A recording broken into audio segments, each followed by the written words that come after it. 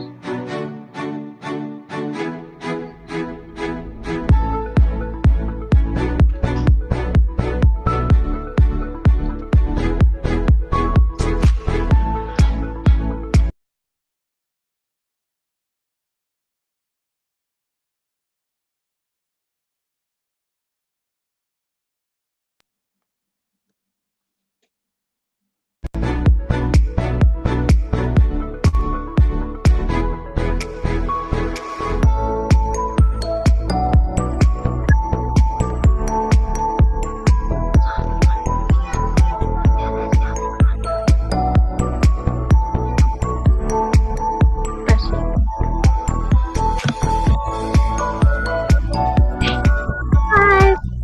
good evening. Good evening.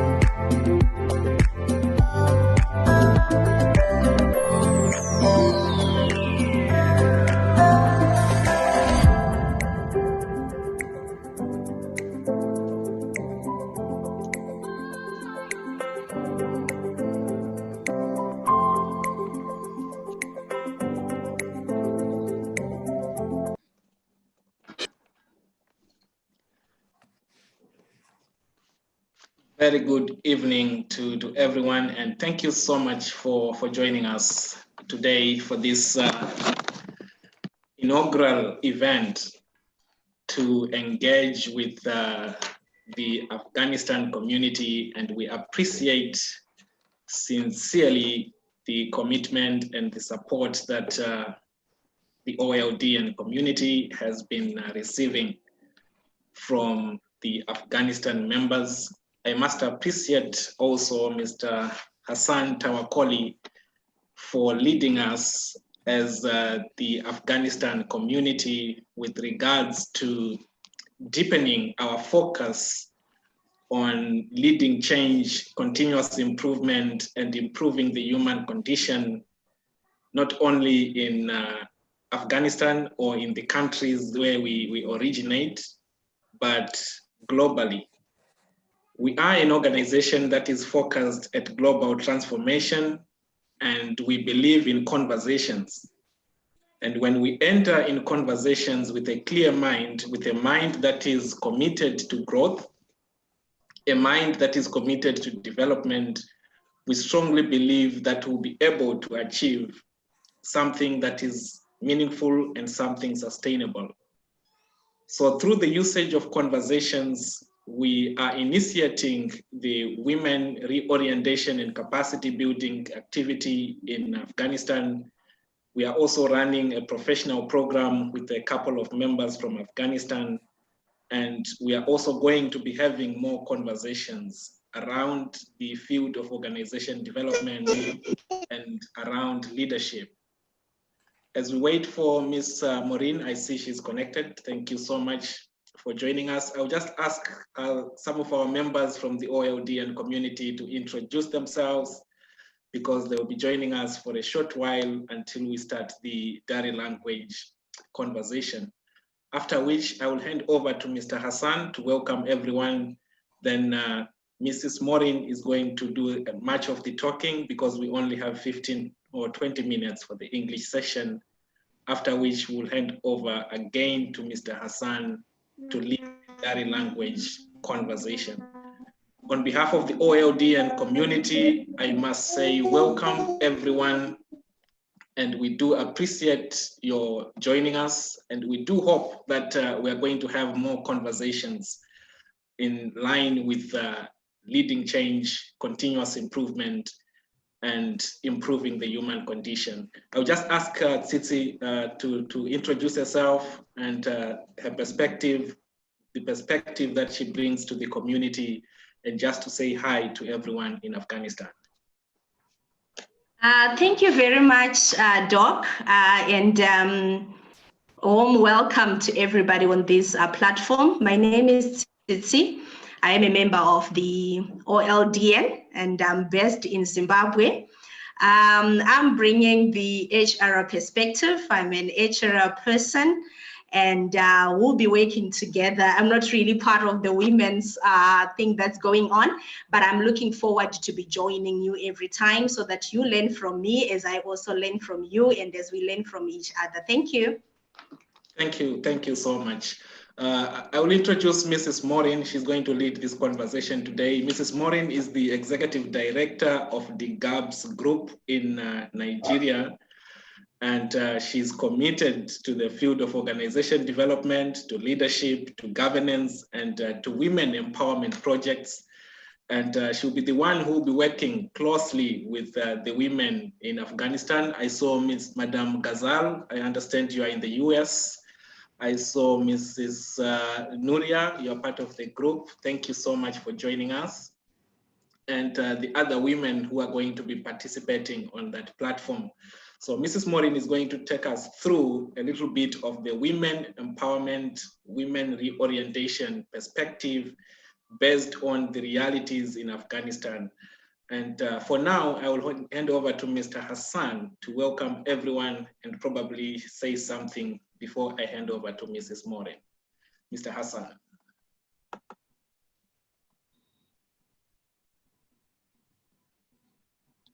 Mr. Hassan is not there. I will ask Mr. Kashifi to welcome everyone on behalf of Mr. Hassan. Thank you, Doc. Good evening, everybody. My name is Saidiyama Kashifi. I'm working as a team lead with JSSP project in Afghanistan with the Ministry of Justice. I welcome everyone to this evening session. And thanks for Ms. Morin, who is, I think, new in this session. So we hope to have a very conducive and interesting session tonight. That's it, Dr. Justin. Thank you so much. I see Mr. Hassan, your audio is on. You can say something.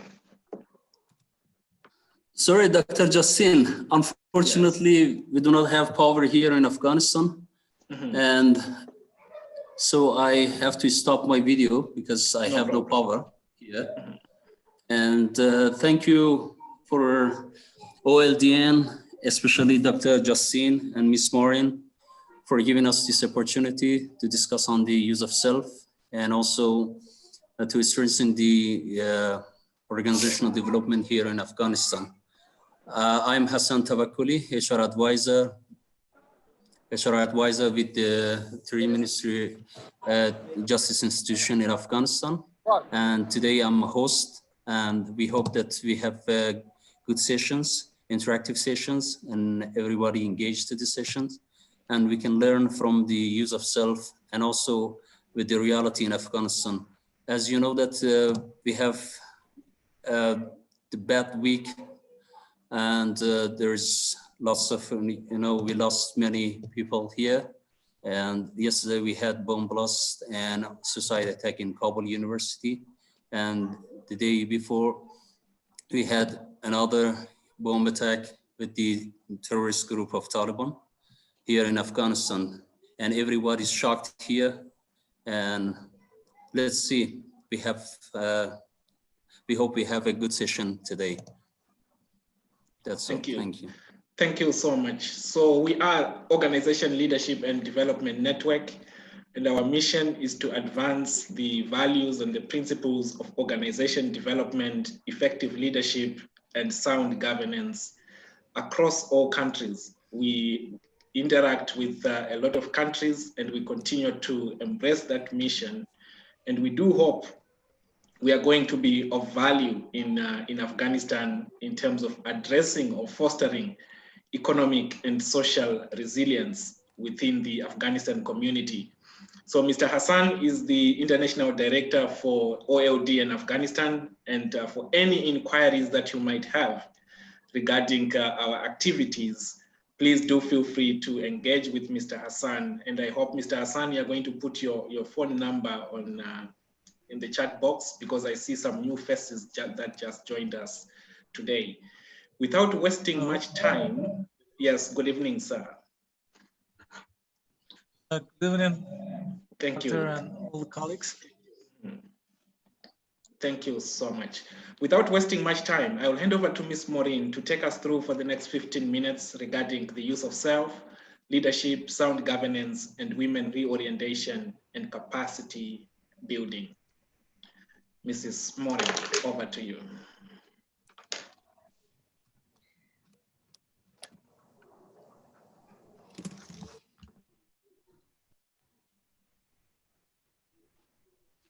Am I audible now? Yes. Okay, all right. Thank you very much, Dr. Justin and Mr. Hassan. We appreciate you for hosting this session. On behalf of the Organizational Leadership and Development Network, we commiserate or condole with all citizens of Afghanistan on what has happened, as Mr. Hassan has established just now. We are very sympathetic with you, and we do pray that a time shall come when all these things will become history in the nation of Afghanistan.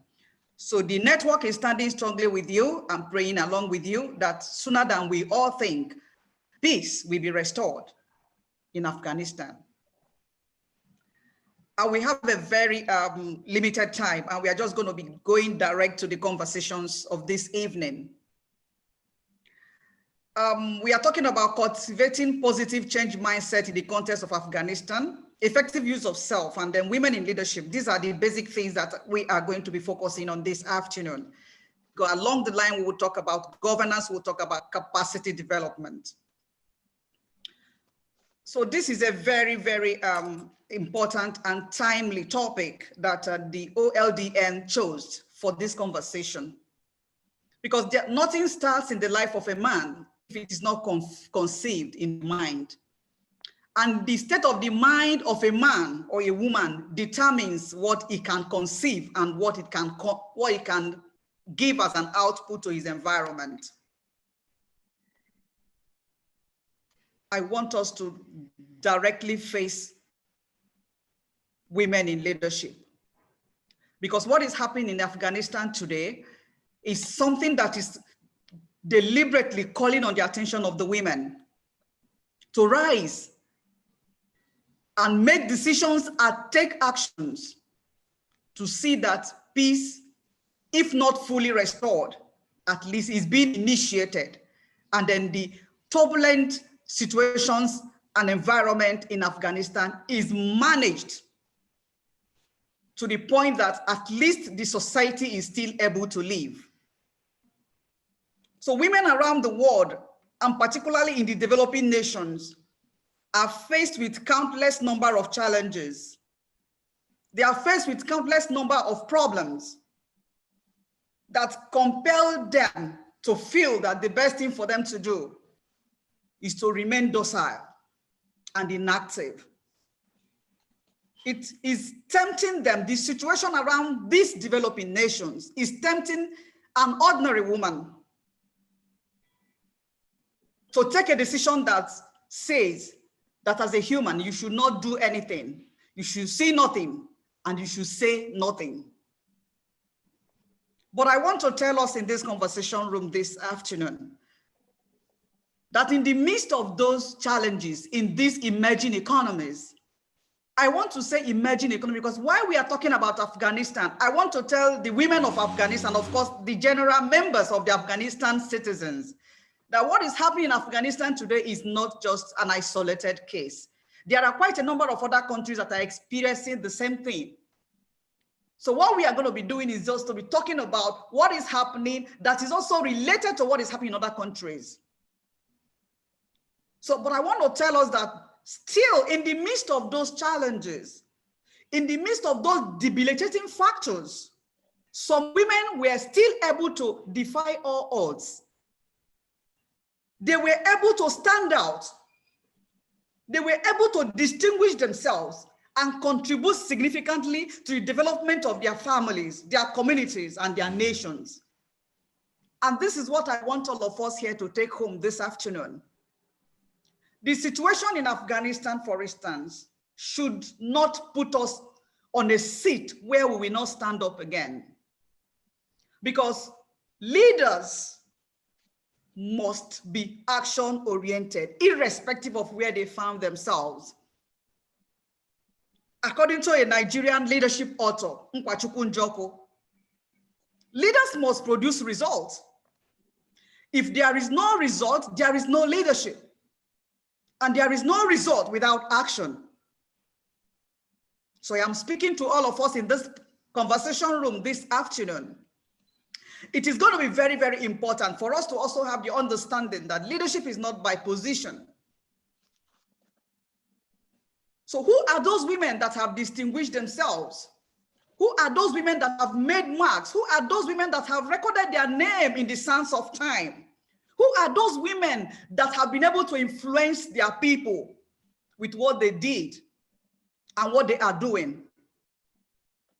They are called women in actionable leadership. And that brings us, and that brings me to the topic of this afternoon, which I want to term women in actionable leadership. In the context of Afghanistan, the leadership that will be effective, the leadership that will be positively generative, and the leadership that will create a result that can neutralize the volatile environment is an actionable leadership. And what is an actionable leadership? An actionable leadership is a leadership that is focused on defining actionable plans to solve definitive problems. It is targeted. It is purpose-driven. It is a leadership that is intentional. And it is a leadership that does not recognize position.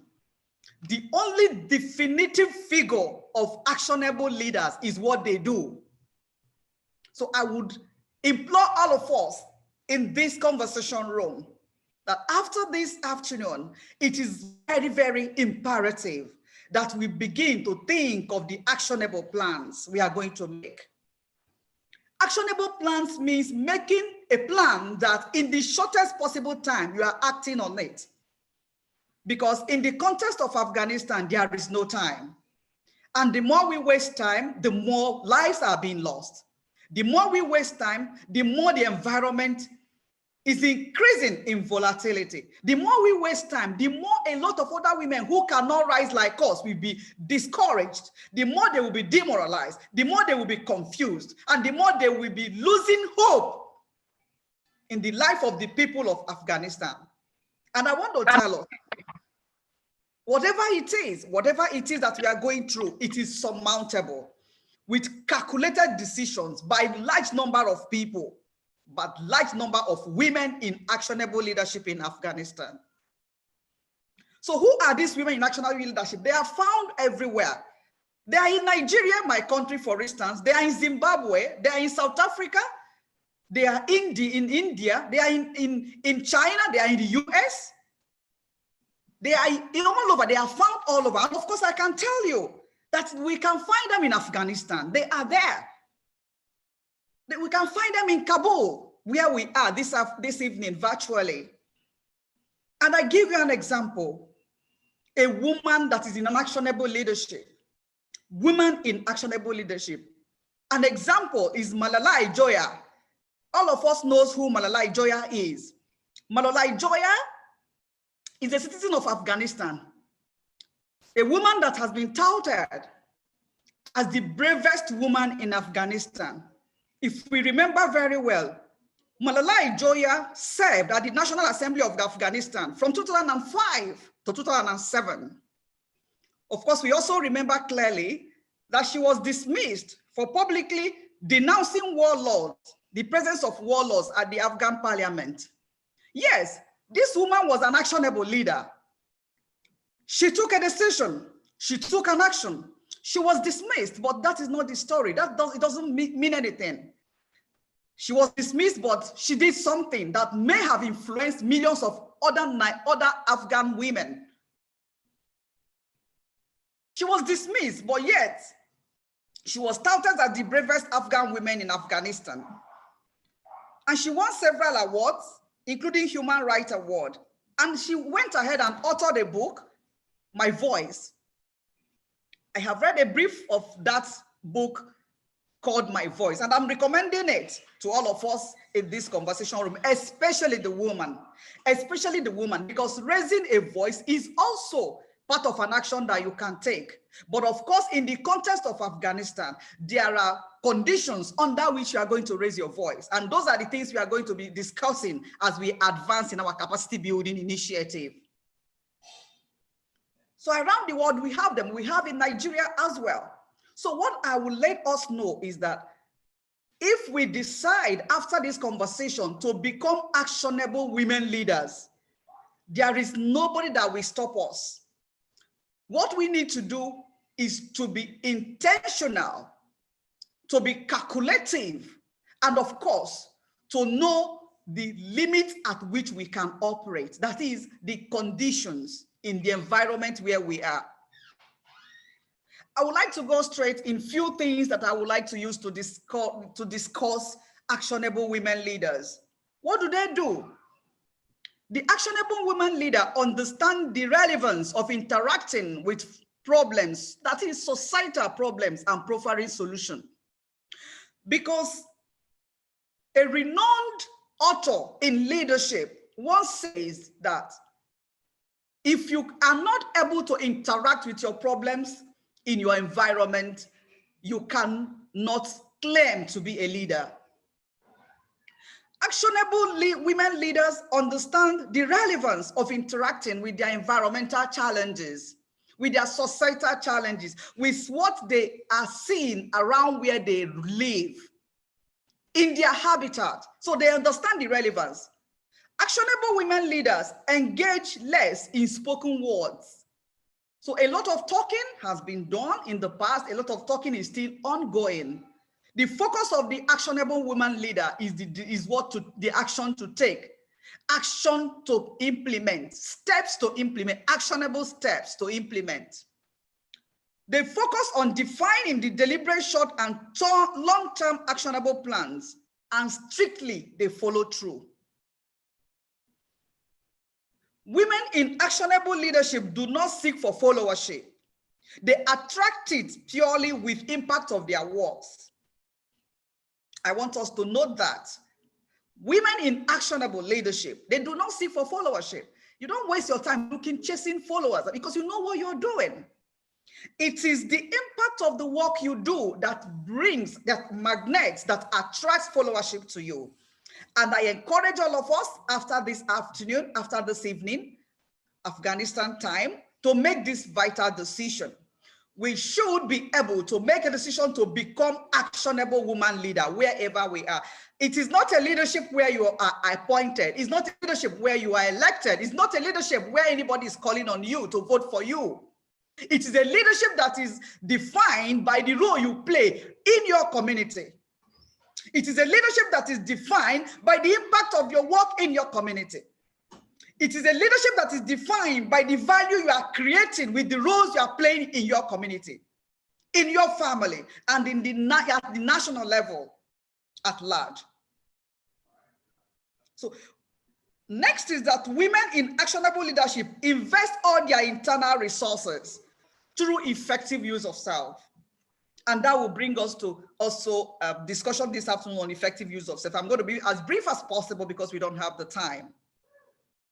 Women in actionable leadership, they invest all their internal resources through effective use of self. Why did I mention only internal resources? Of course, if you are a leader and you are executing roles, we have what we call internal resources and we have what we call external resources. Internal resources are those inbuilt soft skills domiciled in you, given to you, and also developed by you over a long period of time. Every single human being have it, and leaders connect with their internal resources very, very effectively. Your internal resources tells you your capabilities, what you can do and what you cannot do.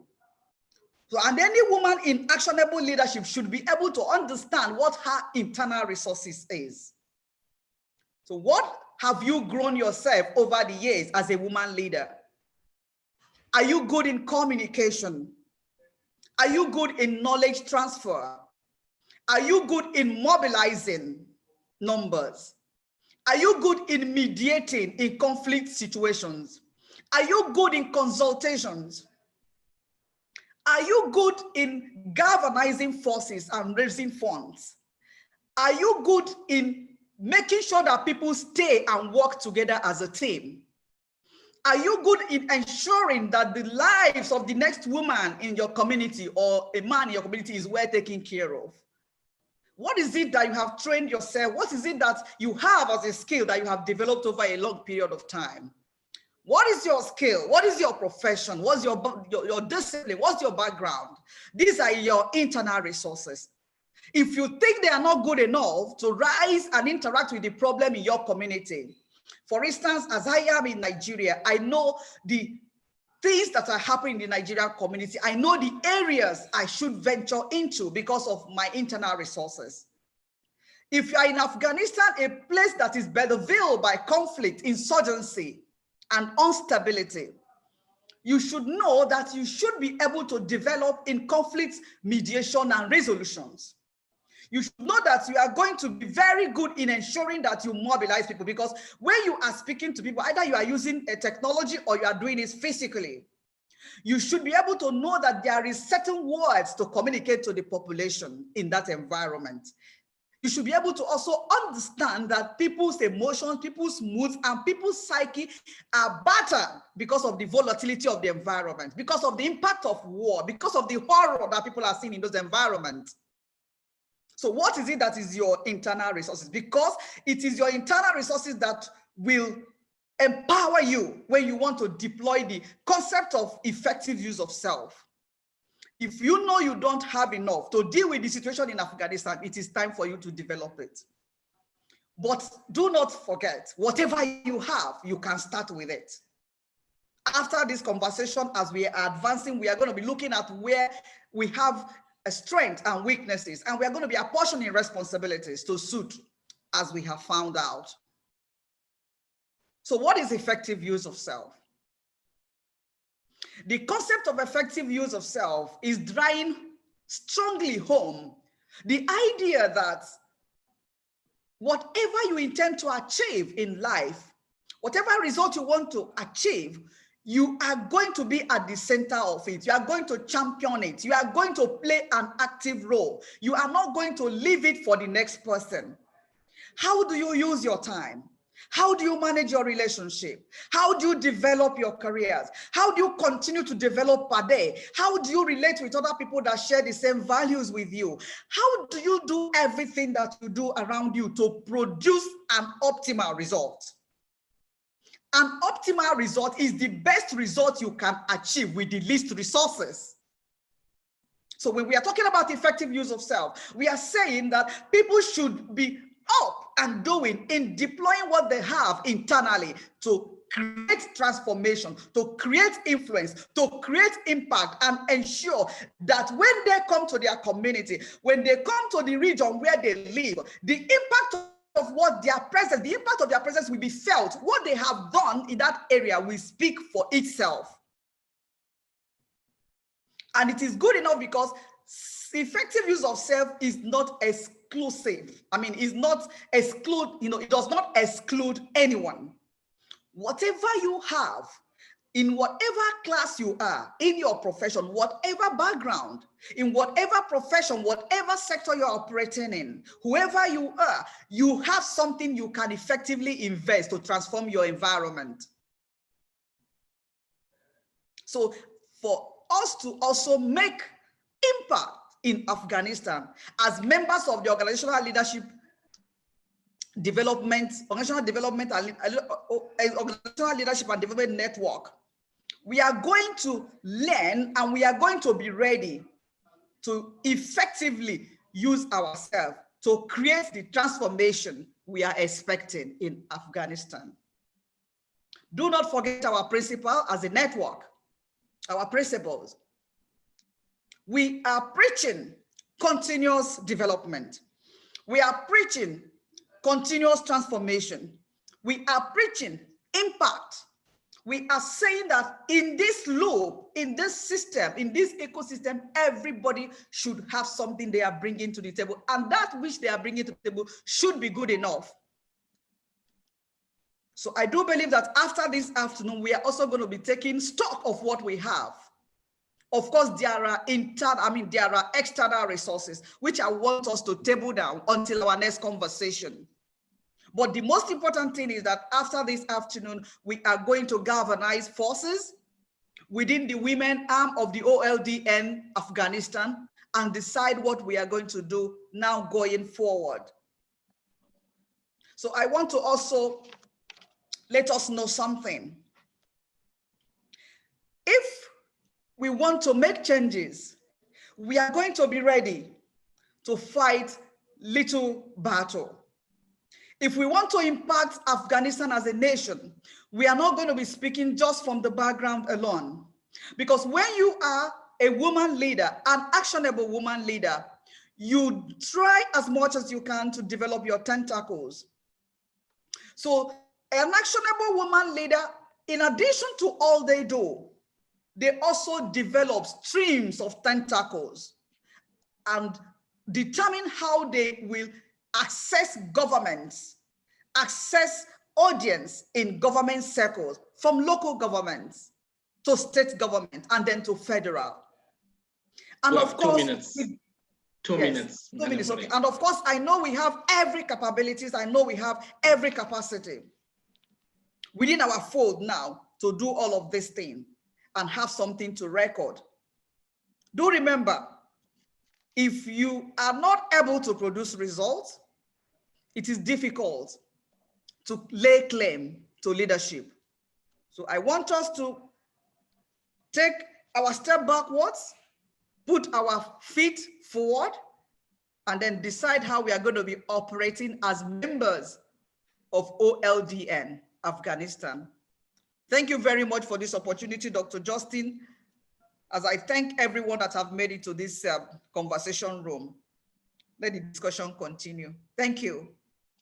Thank you. Thank you so much for that. I think the main call is for us to be actionable leaders, and particularly from the women point of view.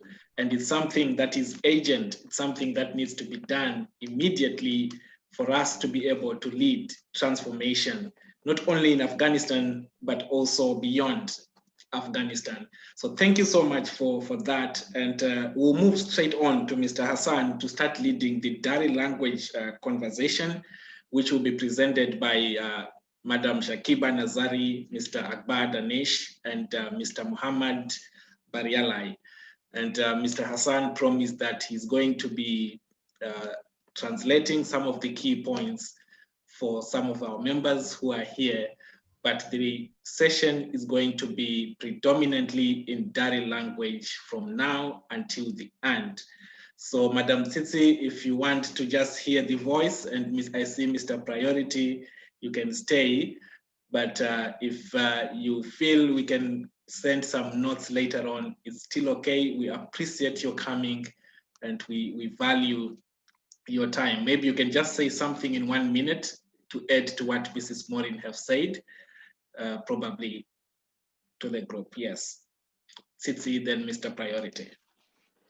Thank you very much, Doc, and thank you so much, Mrs. Morin. I think one thing maybe that I really liked about her presentation is that she noted and promised us or assured us that each and every one of us have got something to bring to the table. So I think that is what is key. We all have some internal resources that we can bring to the table as we fight this struggle, as we push for our objectives and our goals. So my encouragement to the team is that we shouldn't look down upon ourselves. We shouldn't feel like we are not equipped enough. Even if we are not equipped enough, as we do the tasks, as we move on, let's learn, let's develop. So I think that would be that for me. Thank you very much. Thank you so much for that. Mr. Priority, you can add something in less than a minute.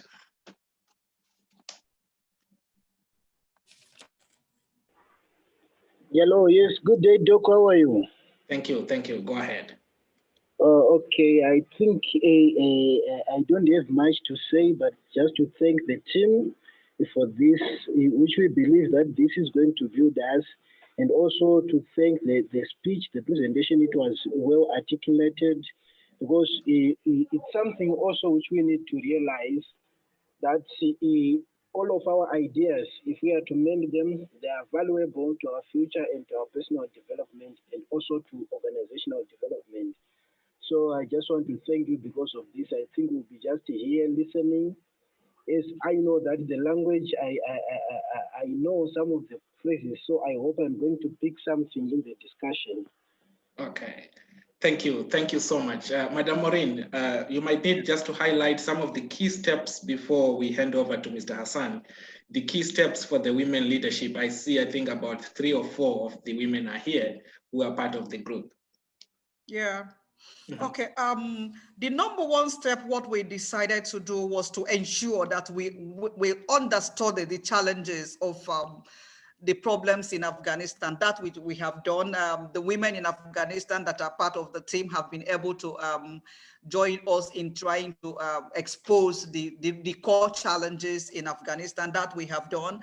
We have also sent out our surveys to, of course, get feedbacks on precisely the steps that should be taken, because whatever we are doing in this capacity building initiative, we are allowing the Afghan women to champion it, because they are rooted on the ground. They have a ground understanding and experience of what is happening. And we do believe that our role is just going to be to support whatever ideas that they are bringing up, and of course make sure that we integrate a global perspective into the processes we are going to implement.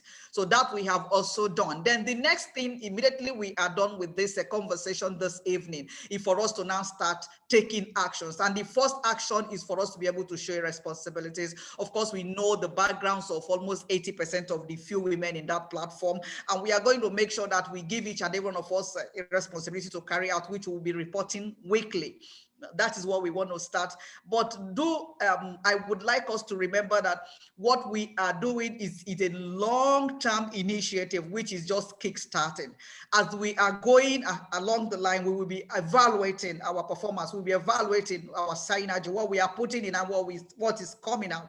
And a point shall come when we are going to, I want to believe we will have even a national conference in Afghanistan. So that is what the capacity building initiative is doing. And is something I would like every woman, not just the Afghanistan women. I speak to women in Nigeria. I speak to women in the US, in the UK, in South Africa, and in so many other countries. When I looked at the concept of, the principles of organizational leadership and development, I just realized that it is a field that is precipitating a kind of positive consciousness in the driving of gender equality.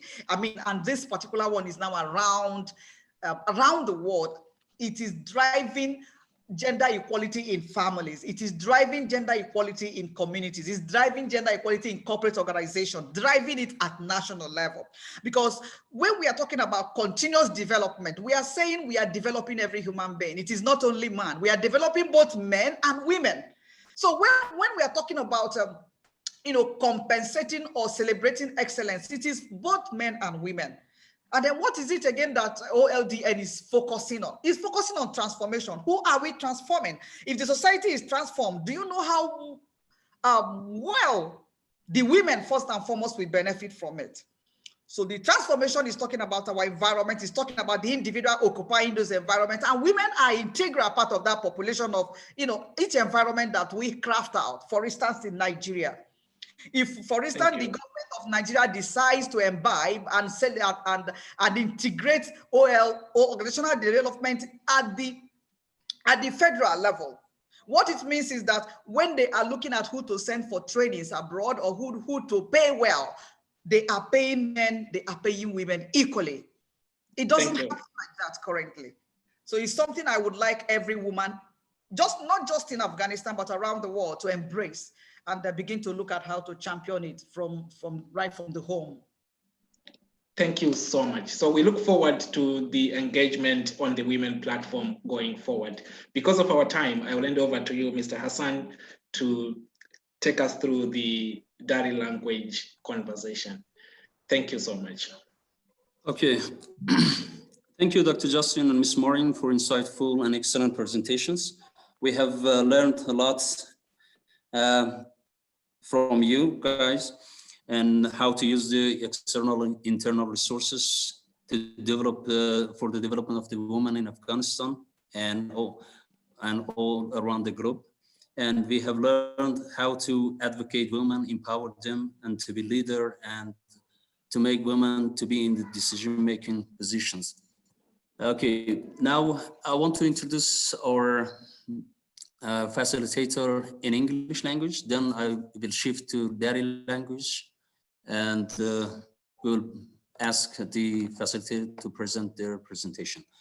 First of all, let me introduce Mr. Faisal Baryalai, a senior trainer.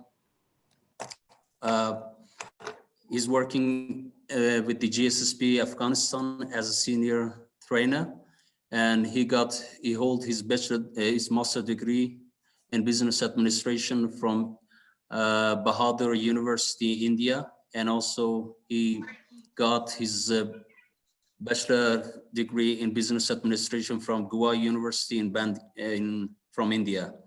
And he worked for many years with different national and international organizations as a procurement advisor, senior trainer, procurement specialist, and procurement manager. And the next facilitator is Shakiba Nazari. Ms. Shakiba Nazari now is working with the as a deputy team lead with GSSP Afghanistan. He holds his bachelor of business administration from Rana University, Afghanistan.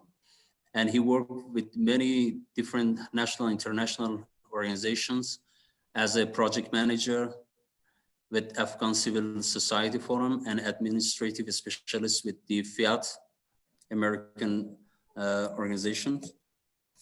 And also we have here with us Akbar Danish.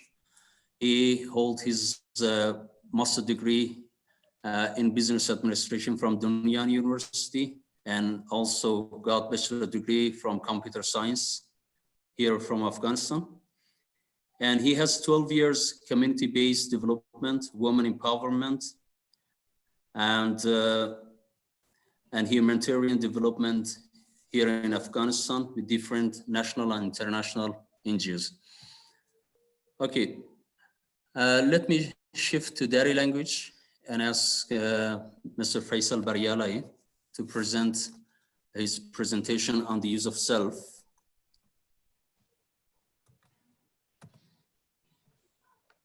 Mr. Baryalai, خب زبان چی رو تغییر میتیم چون قرار است ما به زبان دری صحبت کنیم. از دوستای عزیز میخوایم که ما چنج میکنیم به زبان دری و در حال از آقای بریالای خواهش میکنم که لطف کنن اسکرین خود شیر کنن تا دیگر رو ببینن پرزنتیشنشون و شروع میکنم. مستر بریاله هستین شما؟ بله سلام. من میشه شما خود معرفی کنین یه خورده باز انشالله درست شروع کنین هم پرزنتیشن خود در ویوز اف سلف و همچنین درباره واقعیت‌های افغانستان، تغییر مثبت و استفاده از سلف یا همون خود در ایجاد تغییر در جامعه افغانستان صحبت کنیم. بردوچم. اعوذ بالله من الشیطان الرجیم. بسم الله الرحمن الرحیم. رب اشرح لي صدري ويسر لي امري واحلل عقدة من لساني يفقهوا قولي. اما بعد. First of all, I would like to thank Dr. Justin for the opportunity and for his leadership that push us to prepare ourselves for change. And I would also like to thank Ms. Maureen for the energetic talk and the insightful information about our beloved country, including the international members in this talk. و خوش آمدید میگم تمام عزیزایی را که امروز در این موقع حساس وقت گذاشتن و با ما یکجا شدن تا چند نقطه از هم بیاموزیم. جا دارد در آغاز بر روح گذشتگان ما و از جمله شهدایی که دیروز در انتحاری یا حمله وحشیان قرن جان خود را از دست دادن طلب مغفرت کنیم و جایگاهشان جنت و زخمیان حادثه شفای عاجل کامل و به تمام فامیلا و هموطنان ما که امروز ماتم ملی بود زخمهایشان را مرهم بخواهیم. آغاز میکنیم به مطلب و مبحثی که ما امروز میخواهیم بالای از او تمرکز داشته باشیم که عبارت از پرورش ذهن با تغییر مثبت در زمینه واقعیت‌های افغانستان است. فقط just to confirm, is my screen shared? Everyone is able to see it? بله ما میبینیم. خوبه. پرورش ذهن با تغییر مثبت در زمینه واقعیت‌های افغانستان. آغاز میکنیم با اهدافی که من روی دست دارم که با شنیدن 45 دقیقه از سلایدهایی که ترتیب کردیم میخوایم به دو مورد بسیار اساسی اشاره کنم.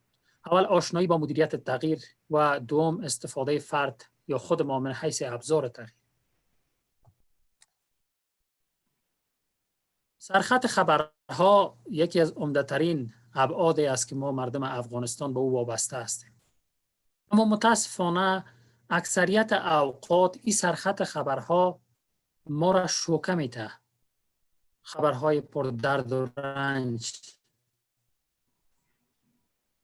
پر از چالش، پر از تفکر منفی و ذهنیت‌های منفی میباشه که از این جمله ما فقط میخوایم 4 سرخط خبری که در جریان سالهای گذشته ما داشتیم بروی اسکرین با شما شریک بسازم. اول، تباهکاری در کابل، پایتخت افغانستان چگونه در سایه سنگین جرم و جنایت از پا میافتد. دوم، صدها میلیون اختلاس در توزیع نان خشک شهر کابل. سوم، خیابان آزاری در افغانستان، مشکلی که روز به روز جدی‌تر می شود. چهارم، 80 تن در نتیجه حمله انتحاری در چهارراه زنبق کابل شهید شدند.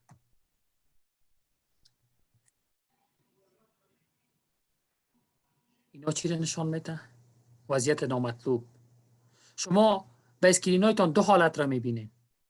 2 رنگ متفاوت، رنگ خاکستری و رنگ سفید. رنگ خاکستری حالت نابهنجار، نامطلوب و بد است و رنگ سفید حالت روشنایی و خوب و مطلوبی است که ما باید برسیم. میخوایم از طریق یک معادله بین جهل و علم ایره میخوایم به شما واضح بسازیم. جهل، نادانی. وقتی که جهل با فقر یک جا میشه نتیجه چی میباشه؟ جرم و جنایت که ما یک مثال زنده از او را در سرخط خبرهایی که به شما توضیح دادم بود که پایتخت افغانستان متاسفانه هنوزم شاهد جرم و جنایت، از دزدی‌های بسیار اندک شروع تا جرم و جنایت بزرگی مثل سرقت‌های مسلحانه، مثل کشتن افراد به خاطر یک دانه موبایل و امثال از او است. دوم، وقتی که جهل با ثروت یک جا میشه مساوی میشه به فساد، که ما متاسفانه انواع فساد امروز حاکمیتش در افغانستان مثل یک زنجیره میبینیم. فساد اداری، فساد اخلاقی، فساد مالی و امثال از او. سوم، وقتی که جهل جمع آزادی میشه مساوی میشه به بی‌بندوباری. یک مثال از او آزار اذیت خانم ها یا خیابان آزاری است. امروز خانم و مادر و خواهر ما با آزادی نمیتونه برن به مدرسه، برن به دانشگاه و پهنتون به درس خواندن به خاطر یک آوردن یک چند ضرورت اساسی به دکان ها رفتن نمیتونن. چهارم، وقتی که جهل جمع دین میشه ایجاد ترس و وحشت.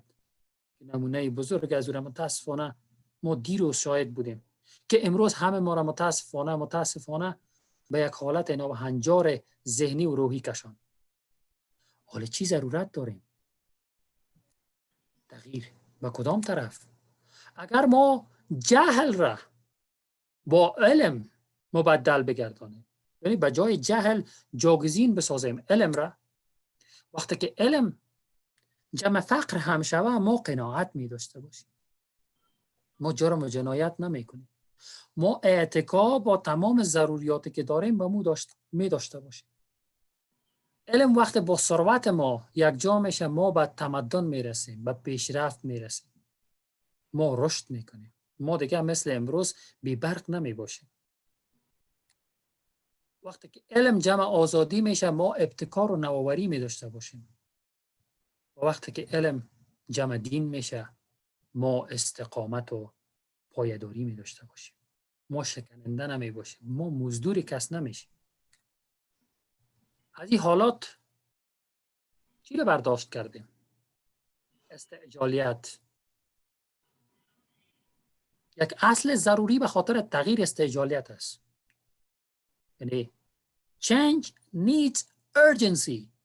آیا ما من حیث یک فرد، یک تبعی از این کشور، برداشت دیدگاه ما با دو سلایدی که دیدیم از واقعیت‌های این جامعه به خاطر تغییر نیست؟ آیا ما به تغییر ضرورت نداریم؟ بدون شک داریم. اما به کجا باید تغییر بریم؟ ما اگر بر نقاط ضعف خود بپیچیم که افغانستان چه نقاط ضعف داره، ما میتونیم لیست از نقاط ضعف داشته باشیم، مثل ناامنی، فساد، کشت مواد مخدر، عدم ثبات سیاسی، تبعیض نژادی، تعصب و تفرقه گرایی و امثال از اون. من نمیخوام بالای از او تمرکز کنم. میخوام از دید یک انسان که تفکر میکنه به نقاط قوت کشور ما ببینیم. اولین نقطه از نقاط قوت کشور ما که من میخوایم در اینجا با شما شریک بسازم نیروی کاری جوان است.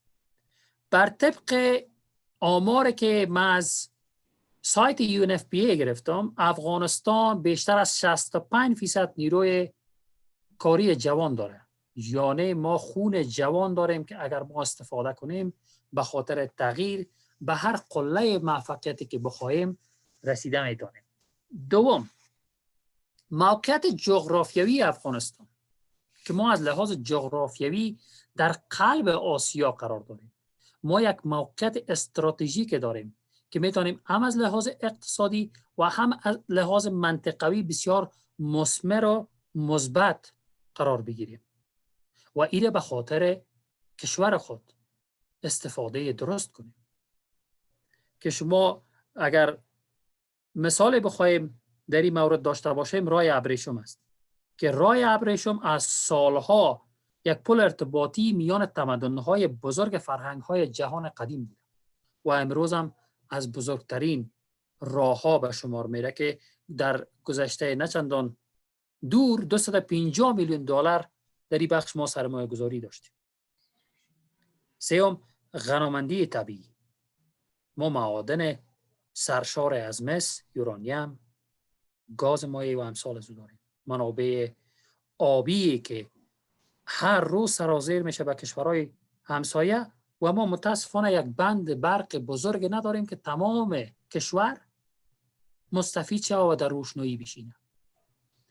ما یک ملک مناسب به زراعت مالداری داریم و در اخیر باید بگوییم که ما کشوری که با 5000 سال قدامت تاریخی داشتن آبدات تاریخی مثل بامیان عزیز داریم که میتونه گردشگران دنیا را به خود داشته باشه. اما به خاطر از او چی ضرورت داریم؟ علم ضرورت داریم. علم و اخلاق که ما را بتونه از این نیروهای، از این نقاط قوت خود استفاده کنیم و به خاطر رشد خود بیافزاییم. حالا سوال اینجاست که آیا انسان قابل تغییر است؟ در جواب باید گفت که در تمام دنیا تنها قانون ثابت جهان قانون تغییر است. اگر به هر چیزی که امروز ما میتونیم تفکر کنیم در تغییر است. قانون اقتصاد جهان در تغییر است، اقتصاد جهان در تغییر است، مملکت ها در تغییر است، کشورها در تغییر است، آب و هوا در تغییر است و حتی انسان در یک شبانه روز به صدها یا شاید هزارها کرویات متفاوت باشه که بمیرن و زنده شوند. یعنی تغییر یگانه قانون ثابت دنیاست و بس. حال که ما تغییر ضرورت داریم، تغییر چیست؟ تغییر عبارت از انتقال از وضعیت موجود به وضعیت مطلوب یا از یک موقعیت به یک موقعیت دیگر، از یک حالت به حالت دیگر. اما اساس ما، فکر ما، تفکر ما بر تغییر مثبت است. بدون شک تغییر یک روش اجتناب پذیر است. ما اگر بخوایم یا نخوایم تغییر ایجاد میشه. اما نقطه قابل توجه به ما این باید باشه که ذهن انسان خیلی زود به شیوه های زندگی بدون فعالیت، سکوت، دلسردی، سستی عادت میکنه. یعنی ما در کل به تنبلی تمایل داریم. حتی با عادات بد و منفی ما تمایل اتوماتیک داریم. یعنی با کمترین انرژی ما به اون طرف کشانیده میشه. اما به خاطر تغییر مثبت ما نیازمند کنجکاوی، تلاش، استقامت و استفاده از روش‌های هدفمند هستیم. اگر به سطوح مختلف تغییر فکر کنیم، ما 5 قدمه یا زنجیره از تغییر را می‌بینیم که آغاز از او یا قدم اول و اساسی از او که تمرکز ما بالای از او میباشد تغییر در فرد است. اولین قدمه به خاطر تغییر فرد است. قسمه که گاندی میگه هر تغییری را که شما در دنیا میخواهید یا در اطرافتان میخواهید مشاهده کنین، شما باید جزء از اون تغییر باشید. یا به گفته روانشناس عزیز کشور خود ما دکتر صاحب جمشید رسا میگن تغییر، اگر میخواین فیصدی تغییر در دنیا باشین، شما 1% از تغییر در 7 میلیاردم نفوذ دنیا باشین که تغییر برآورده میکنه. وقتی که ما میخوایم بر خود تغییر بیاریم، چه اقدامات اساسی ضرورت داریم؟ 5 مورد را من میخوایم بسیار فشرده به شما تشریح کنم. خودشناسی، ترتیب لیست عادت‌ها، تصمیم برای تغییر، اولویت بندی، استقامت و پایداری به مسیر جدید. اقدام عمل ثابت میکنه که ما چه کسی هستیم. این کلمات ما فقط ثابت میکنه که ما چه کسی میخوایم باشیم. امروز ما در دیوارهای شهر خود گپ‌ها، کلمات بسیار خوب میبینیم، اما ما به کلمات ضرورت نداریم، ما به عمل ضرورت داریم. و به همین خاطر است که کسانی که در جامعه اعتبار بیشتر دارن، کسایی هستند که فاصله بسیار اندک بین حرف و عملشان است. یعنی عمل مهم است. اولین قدم خودشناسی. باید گفت که خودشناسی در کل شناخت یا آگاهی از خود است، از ارزش‌های خود، باورهای خود، اعتقادات، رفتارها، عادات، نقاط قوت ضعفی که ما داریم و از خود به دیگران به نمایش می‌گذاریم. و به گفته بنجامین فرانکلین 3 چیز در دنیا خیلی سخت است: 1 فولاد، 2 الماس و 3 خودشناسی.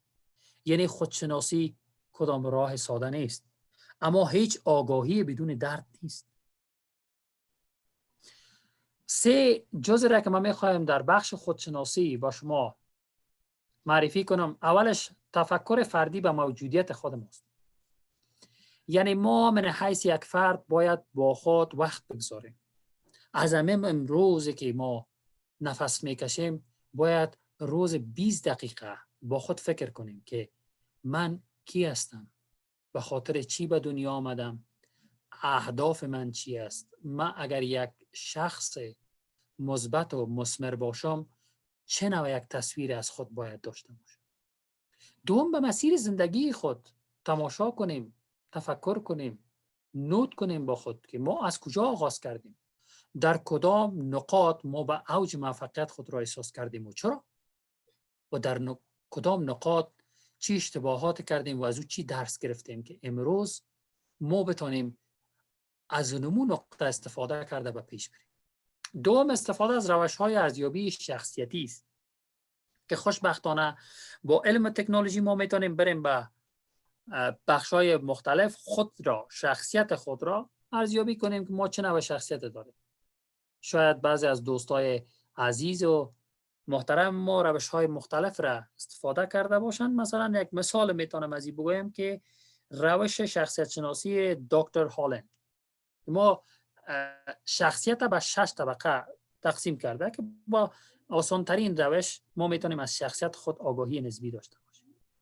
و در اخیر اجرای بازخورد یا فیدبک 360 درجه است.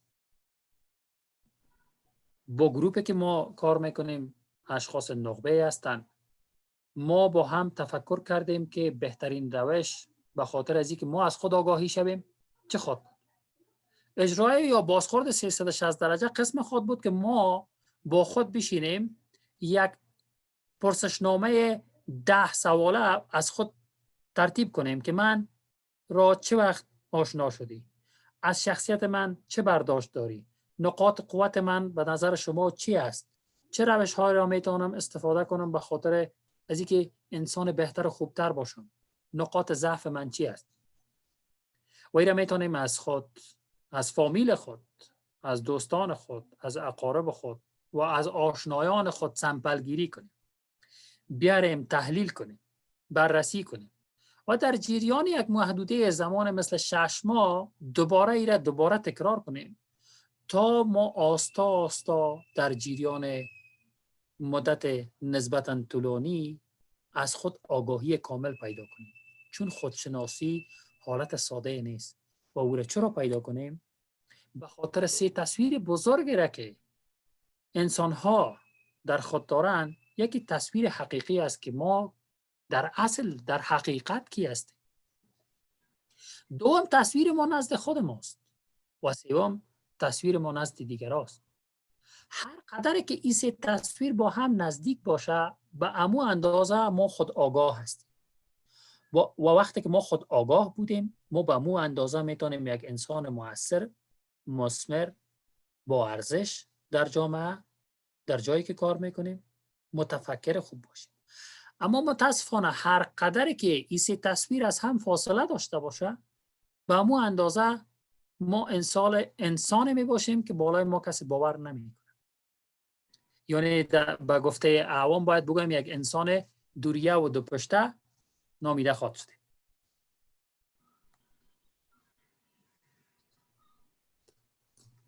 من میخوایم یک شعر را برای شما بازگو کنم، فقط دکلمه میکنم و تحلیلش وا میگذارم به شما که انسان‌ها را به چندین بخش تقسیم کرده. آن کس که بداند و بخواهد که بداند خود را به بلندای سعادت برساند. آن کس که بداند و بداند اسب شرف از گنبد گردون بجهاند. آن کس که نداند و بداند که نداند لنگان خرک خیش به مقصد برساند. آن کس که نداند و بخواهد که بداند جان تن خود از جهالت برهاند. آن کس که نداند و نداند که نداند در جهل مرکب ابدالدهر بماند. آن کس که نداند و نخواهد که بداند حیف است چون این جانور زنده بماند. تحلیل و تفکر از این و شما عزیزان. در قدمه دوم ما باید ترتیب لیست از عادات خود داشته باشیم. عادت مجموعه از امور خودکاری است که ما به شکل اتوماتیک از خود تبارز میدیم. یعنی عادت آن روش است که با کمترین توجه و انرژی از ما سر میزنه. و شخصیت چی است؟ شخصیت مجموعه از عادتها، باورها، اعتقادات و رفتارهای ماست که ما در یک زمان نسبتاً طولانی از خود تبارز میدیم. و به خاطر از این که ما بتونیم بفهمیم که چه نوع یک انسان هستیم، باید ترتیب لیست از عادتهای خود را داشته باشیم تا ما تفکیک درست از عادتهای خوب و عادتهای بد داشته باشیم، به عادتهای خوب تمرکز کنیم و عادتهای بد را جا بگذاریم. میخوایم یک نقل قول از بازم از استاد جمشید رسا داشته باشم که میخوایم با یک حکایت یک درس را بر ما برسانه. حکایت قسمه است که یک شرکت بزرگ تولیدی موتر است که به روزانه به هزارها موترهای مختلف النوع تولید میکنه. بالاخره روز میشه که امی تولیدات از این نسبت عوارضی که در پروداکشن لاین میباشه استاپ میشه. انجینیرهای متفاوت از جاهای متفاوت میاین و تجسس میکنن، بالاخره به نتیجه نمیرسن. به نتیجه نمیرسن. و در منطقه بسیار دور یک انجینیر عالم متخصص و توانا پیدا میشه و بالاخره میایه و لباس ها را به تن میکنه و در تجسس پیدا میکنه یک آله در بین پروداکشن لاین چلیپا میزنه. میگه میره تبدیل کنین، مشکل حل میشه. خودش میره. وقتی که این آله را تبدیل میکنن تمام پروداکشن لاین پس دوباره به حالت نرمالش میشه و صاحب کمپانی هم خون در رگایش دوباره جوری میشه. وقتی که زنگ میزنن به انجینیر و میگن انجینیر صاحب مزد کار چند شد؟ میگه $20,000. صاحب کمپانی عصبانی میشه، میگه 20,000 به خاطر 5 ساعت کار. انجینیر میگه به خاطر 5 ساعت کار تنها $2,000. اما $18,000 صرف به خاطر از این که من تانستم پیدا کنم که کدام بخش، کدام قسمت، کدام عوارضی که وجود داشت او را ما بتونم پیدا کنم. و بالاخره درسی است به ما که ما توسط تفکر شخصی ترتیب لیست از عادتها ما باید عاداتی که ما را از پیشرفت، از انسان بودن، از مسلمان بودن باز می‌داره باید پیدا کنیم، مثل تعصب، کینه، غرور، جهل و امثال از او و بالا از او کار کنیم او را تغییر بدیم.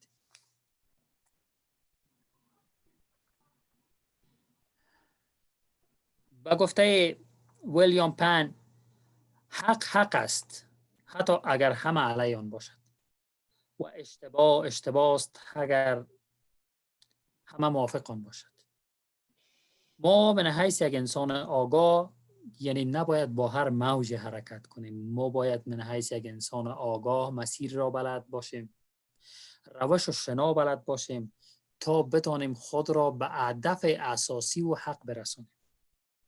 متاسفانه امروز در کشور عزیز ما اکثر کارها به انحراف است.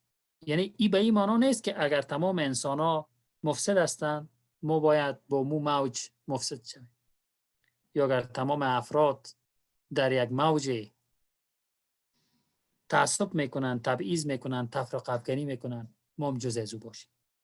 ما باید مسیر خدا جدا بسازیم.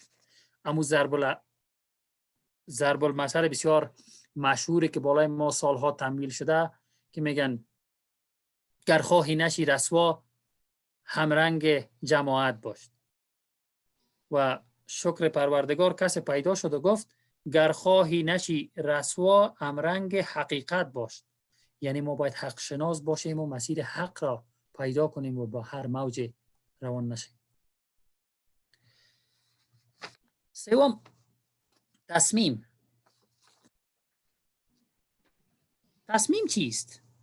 چرا بعضی کارها با آخر میرسه و بعضی کارها متاسفانه میشکنه و ناکام میمونه؟ تفاوت در چیست؟ تفاوت در تصمیم گیری است. اگرچه انسان ها از لحاظ فکری ما پیشرفته ترین موجودات این دنیا هستیم، یعنی اشرف مخلوقات، اما در تصمیم گیری همواره مشکل داریم. در حالات تصامیم مشکل مثل از که شب چی بپزیم تا تصامیم بزرگ مثل از که با کی ازدواج کنیم و کدام رشته را بخوانیم و کدام وظیفه ادامه بدیم. در ساده ترین شکل تصمیم گیری به معنای انتخاب کردن بین دو یا چند اقدام است و در روش های گسترده تصمیم گیری شامل انتخاب میان راه حل های مختلف است. و وقتی که تصمیم برای تغییر میگیریم از چی چیزهایی باید استفاده کنیم؟ یک، شهود. دو، استدلال. سوم، قاطعیت. شهود چی است؟ شهود ندای داخلی ماست. بعض اوقات ما میگیم که ما دلم نشد یا یک ندا از داخل برام آمد. این مجموعه از تجربات و گذشته های ما است که بر ما سیگنال میده که آیا ما یک کار را بکنیم یا نکنیم. دوم، استدلال. استدلال بالای واقعیت ها میپیچه، یعنی آمار و ارقام میبینه که به خاطر تصمیم گیری ما باید مجموعه از استدلال و شهود را استفاده کنیم که اول باید استدلال را استفاده کنیم بعد شهود را، چون بعضی اوقات شهود درست نمی باشه. و سوم، به خاطر از او باید قاطعیت داشته باشیم، یعنی دیگران را متقاعد بسازیم تصمیمی که ما گرفتیم تصمیم درست است و ما به آخرش میرسیم. و موانع برای تغییر چیست؟ عدم اطلاعات یا اطلاعات بیش از حد. فرض مثال، اگر یک مثال بسیار ساده براتون بزنم، اگر یک شخصی که با دخانیات، فرض بکنیم سیگرت عادت داره و میخواد که عادت ترک کنه، اگر ای عجولانه به گفته یک چند دوست رفیق در یک محفل تصمیم به این میگیره که سیگرت ترک کنه، سیگرت را 5 سال یا 10 سال با او رفیق بوده، و زودترین فرصت پس به عادت اولی می. اما اگر اطلاعات کافی داشته باشه میفهمه که سیگرت را به چه نوع ترک کنه. یعنی ترک سیگرت با این نمیشه که من سیگرت را ترک کردم و دیگه سیگرت به دست نگیری. سیگرت هم عادت است، هم دخانیات است که نیکوتین داره و بالای مغز ما فشار وارد میکنه و به او خاطر ما باید این تدریجی کم کنیم. یعنی اگر امروز 1 پاکت مصرف میکنیم، در هفته آینده نیم پاکت، در ماه آینده در 1 ماه نیم پاکت، به این منوال میتونیم ماه 1 دانه و بالاخره در ظرف 1 سال سیگرت مطلق ترک کنیم. و اگر بخوایم اطلاعات بیش از حد داشته باشیم، اطلاعات بیش از حد بر ما ترس هم ایجاد میکنه و باعث از این میشه که ما به تعویق بندازیم.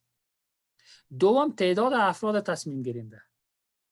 یعنی در تصامیم بدون شک ما مشوره میکنیم، مشوره اساس دین ما است، اساس روش های مسلکی ما است، اما در تصمیم گیری باید قسمی نباشیم که منتظر بانیم یک کسی دیگه بر ما تصمیم میگیره. تصمیم گیرنده آخری باید خودمون باشیم. و اخیر، وجود وابستگی های عاطفی. بعض اوقات در تصمیم گیری روش های یا منابع پنهان می باشن که انسان ها او را تبرز نمیتن، اما او باعث مانع بزرگ در تصمیم گیری میشه. در مراحل تغییر مسیر هدف ما باید تعیین باشه که ما به کجا بخوایم برسیم، وضاحت داشته باشه و انسان باید ایره بدانه که ماندن در شرایط موجود که متاسفانه شرایط بد می باشه خیلی پرهزینه تر به ما حساب میشه نسبت به این که ما همین مرحله را بپیماییم و به حالت مطلوب برسیم. سوم، برای رسیدن به شرایط مطلوب از شرایط موجود باید استراتژی و راهکار مناسب داشته باشه. یعنی همون مسئله اطلاعات است که اطلاعات کافی داشته باشیم و او را به درستی استفاده کنیم. چهارم، از تمام مهارت‌ها و امکانات خود باید استفاده کنیم. از هیچ مهارت و امکانات خود صرفه نکنیم تا بتونیم به حالت مطلوب و مفید و مثمر برسیم. چهارم، اولویت بندی. مثال ساده از اولویت بندی را ما همه روزه در کار بار خود تجربه میکنیم. صبح که به کار بریم کارهای بسیار زیاد می داشته باشیم که باید انجام بدیم. اما بعض روزها میشه که روز به آخر میرسه و یک کار بسیار مهمی را که ما باید انجام بدیم از پیش ما میمونه، چون ما اولویت بندی نمیکنیم. اولویت بندی به معنای شناسایی او روش ها و او چیزهایی که برای ما در زندگی در قدمه نخست قرار داره. فرض مثال، اگر من امروز خواستار عزیزم که 5 سال بعد یک استاد مجرب متخصص خوب در دانشگاه کابل باشم، اولین اولویت ما تجسس، مطالعه و تعقیب اخبار مرتبط است. و اولویت به این معنی که دیگر بدنه‌های از ضروریات ما را به خاطر ازش بگذاریم. دوم، عدم موجودیت تضاد در اولویت ها. یعنی اینطور نباشه مثلا اگر اولویت من حیث یک انسانه که میخوایم به بلندای سعادت و خودشناسی و کشفیات و علم برسم، تجسس و علم باشه، در قدم دوم من زیاد شوق به بیرون رفتن و میله کردن و امثال زیر داشته باشم. و سوم، تعهد که ما عمل میکنیم به اولویت های زندگی، یعنی ما شکننده نمی باشیم. و آخرین قدم یا آخرین بنده از زنجیر که خیلی مهم است، او استقامت و استمرار است.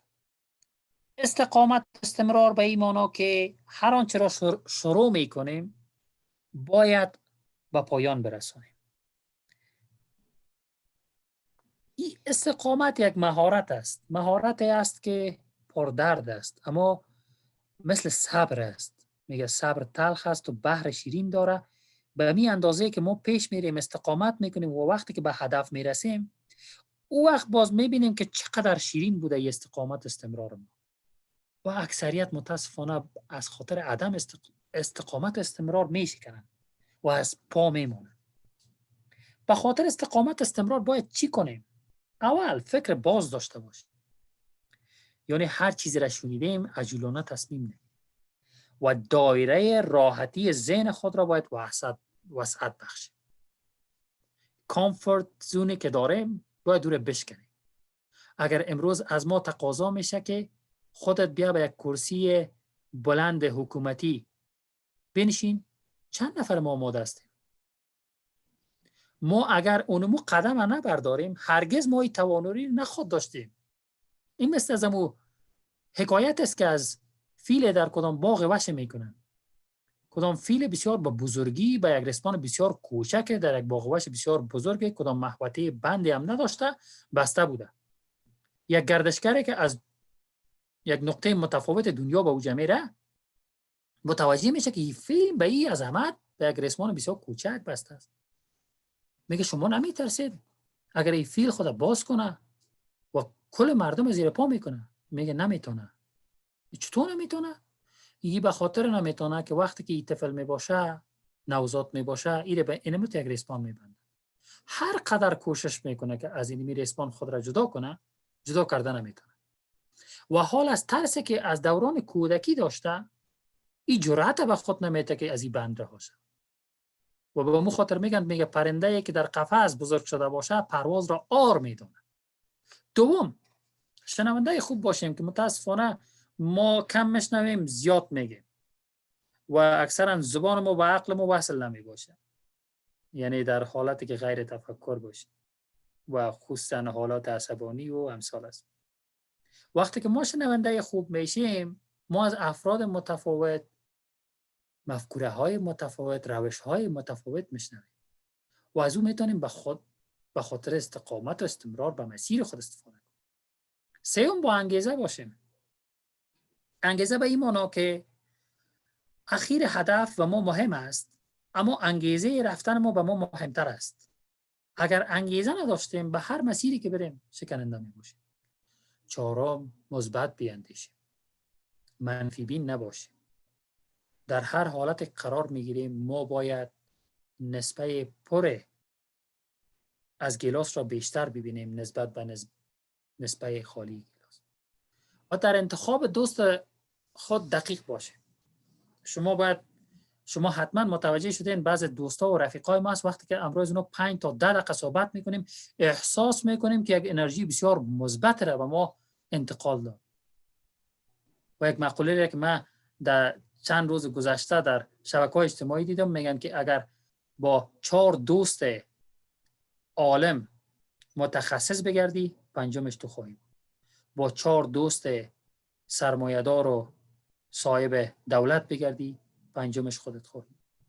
و اگر با 4 دوست گمراه و منحرف و ناخوشنود بگردی پنجم خودت خواهی.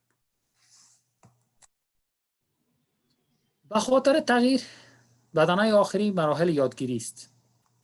ما از نادانی و ناتوانی باید با ناگاهی و توانایی برسیم.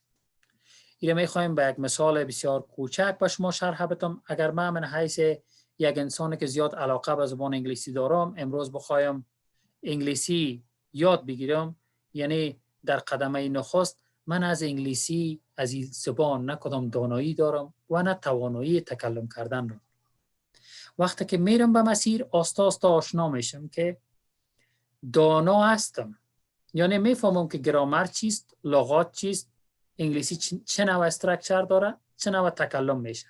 اما توانایی صحبت کردن رو نمیداشته باشم. و سوم زمان میرسه که من با دانایی و توانایی میرسم، یعنی من هم میدانم که گرامر چیست، هم میدانم که استراکچر چیست، هم میدانم که زبان انگلیسی چیست و هم توانایی از این دارم که تکلم کنم. و در بدنه آخر ناگاهی و توانایی است، یعنی من ناآگاهانه بدون از اینکه من در فکر خود انگلیسی رو ترجمه کنم باز تکلم کنم ناآگاهانه توانایی از این دارم که تکلم کنم. دیگه امروز برای من این تفاوت نمیکنه که زبان دری است یا زبان انگلیسی. من تمام مطالب برداشت کرده میتونم و من میتونم مفکوره خود را به دیگران انتقال بدم. و این به چی میه؟ به پرکتیس، به تکرار عادت. یعنی هر عادت را که ما میخوایم در وجود خود داشته باشیم باید او را تکرار تا حد و اندازه‌ای بکنیم که ناگاهانه توانایی از او را داشته باشیم. و در اخیر میخوایم بگویم که بیایید نگرش همچون عقاب پیشه کنیم. عقاب یکی از خوبترین پرندگان است. بلند پرواز است، تیزبین و دوربین است، تمرکز به هدف خود می داشته باشه و در هنگام مشکلات مثل طوفان و باران بلندتر از ابرها میره. ما من حیث یک انسان توانا و هدفمند باید آنقدر علمیت داشته باشیم که بلند پروازی پیشه کنیم.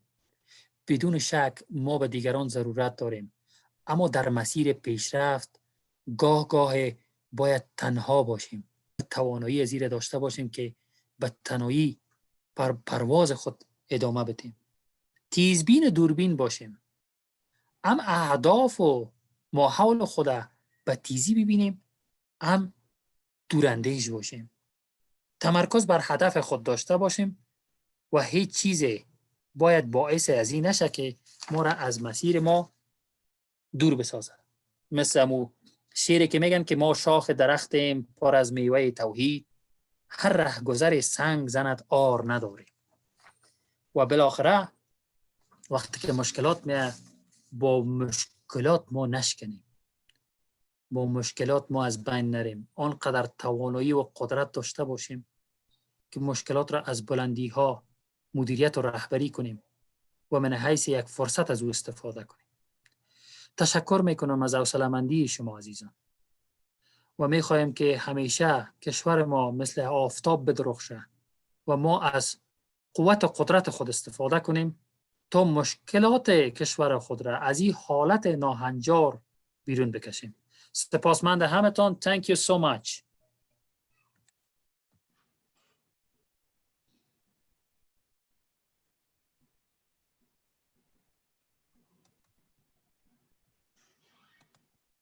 تشکر از بریالای صاحب، بسیار عالی و خوب مسئله سلف را یا خودآگاهی را بر ما واضح ساختن. به خاطر وقت نداریم ریکپ و یا جمع‌بندی چی را دکتر جاستین ما چون ترجمه کردم برایشان یک مقدار از بعضی موضوعات خارج شدم. انشاءالله دکتر جاستین در خاتمه اگر یا دوستای دیگه که خواستن جمع‌بندی کنن چیزایی که ما یاد گرفتیم از بحث جناب بریالای صاحب. حال از خانم نظری خواهش میشه که لطف کنن اول اسکرین خود با ما شریک بسازن و بعد پرزنتیشن خود بر ما ارائه کنن. پرزنتیشن خانم شکیبا نظری در مورد وومن امپاورمنت یا به اصطلاح توانمندسازی خانم هاست از طریق خودشناسی و خودآگاهی و همچنین واقعیت‌های موجود در افغانستان اینا بحث میکنن. خانم نظری اگه آماده هستین میشه زمینه رو بر شما میتیم، انشالله شما صحبت کنید.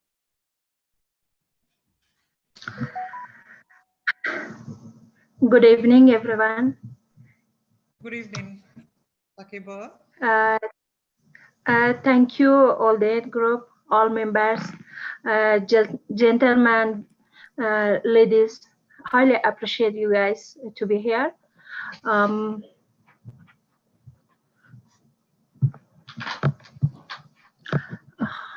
So I have to present it in Dari language, which I'm going to start it.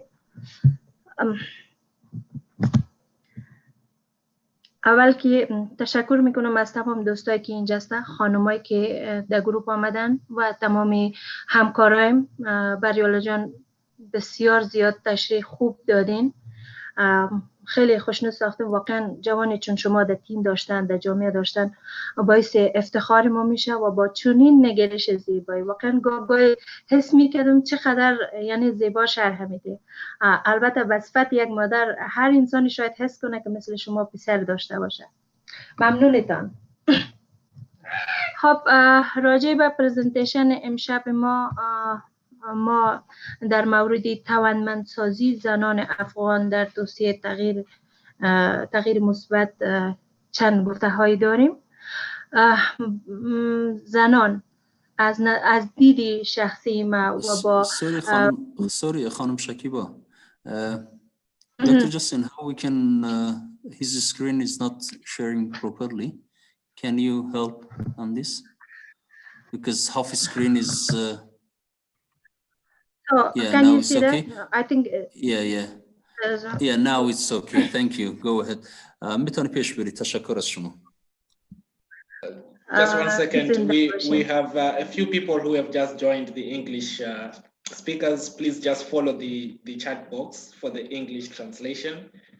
For those who don't understand Dari language, you can follow through the chat box. Thank you. Thank you. Over to you, Shakiba. Okay. ما از دیدی ما و بعضی تحقیقاتی را که من انجام دادم به خاطر از اینکه تا خود آگاه بسازیم، چون موضوع خودشناسی است که اول خود ما بدانیم بعداً به دیگران میتونیم شرح داشته باشیم. خانما ریشه جامعه هستند. خانما درختانی هستند که ما هم ریشه و هم کنده و هم ساقه و هم میوه جامعه را به بار میارند. خانما بنیادی یک جامعه هستند. همگی ما باور داریم زمانی که یک فرد خوب به بار میآید، یک آدمی به جایگاهی میرسه، اولین چیزی را که ما فکر میکنیم میگیم چقدر مادر خوب بوده چون این تربیت کرده. بنابراین توانمندی زنان و خود زنان قابل باور هستند. اینا کسایی هستند که همین جامعه را شکل میدن. البته اینجا یک تصویری از درخت داریم که ما حسی که در قبال خانوما داشتم با همکارا شریک کرده و دوستا خیر ببینه. این البته ما به تفاهم هم این تصویرها رو گنجانیده و پیش آمدیم. خب خانمای جامعه ما تقریبا در 3 کاتگوری تقسیم شدگی هستند که کاتگوری اول ما خانمایی داریم، زنانی که تحصیل کرده هستند، کار میکنن، خیلی مسئولیت‌های کلان دارن. و کاتگوری دومی که خانمای تحصیل کرده هستند، اکثرا بنا به مسائل خانوادگی، مسائل سیاسی، مسائل مشکلات فرهنگی، اونا با این که تحصیل کرده هستند در خانه می باشند. و طبقه آخر که خانمای بی سواد هستند. در کل اینا همگی خانمایی هستند که تلاش نهایی خود میکنن که همیشه پشتیبان خانواده و همیشه فرزندی که قابل اعتبار، قابل حرمت، قابل یعنی با اونا یک شخصیت خوبتر داشته باشه تلاش لازم میکنن. با این هم که اینا با این تلاش و با این هم که فرصت زیاد ندارن، تمام وقت کوشش نهایی خود میکنه که در یک حدی باشه. اما گاهی احساس میکنیم، احساس نه بلکه حقیقت جامعه ماست که ما خانم‌ها که وجود داریم اما اکثرا شناختی از خود نداریم. ما اینجا یک تصویری داریم که یک چادر پوشیده و حس میکنم که اینا خانم هستن اما شناختشان رو نمیدونیم. خودش هم حتی مطمئن نیست واقعا در کدام حد است، چقدر تواناسته، اینا چی کده میتونن و چطور میتونه پیش بره. و بعضی هم که هستن مثلا نیمه نمایی هستن، اونا قسمی هستن که سمبولیک هستن، قسمی هستن که چون ریموتشان به دست دیگران هستن. خب یک شرحی که در مورد زنان ما از سند چارچوب ملی ما گرفتم که البته یک شرحی هست که واقعیت داره و تازه اینا بررسی شده. از سال 2001 پیشرفت قابل توجه در زمینه توانمندسازی زنان صورت گرفته که البته بعضی ثبت نام دختران در تحصیلات ابتدایی، متوسط، عالی هستند و بعضیشان هم در بخش اقتصادی حضور دارند و بعضیشان هم در بخش اجتماعی و مشارکت سیاسی هستند. البته اینجا ارقامی که داده شده گفتن که زنان در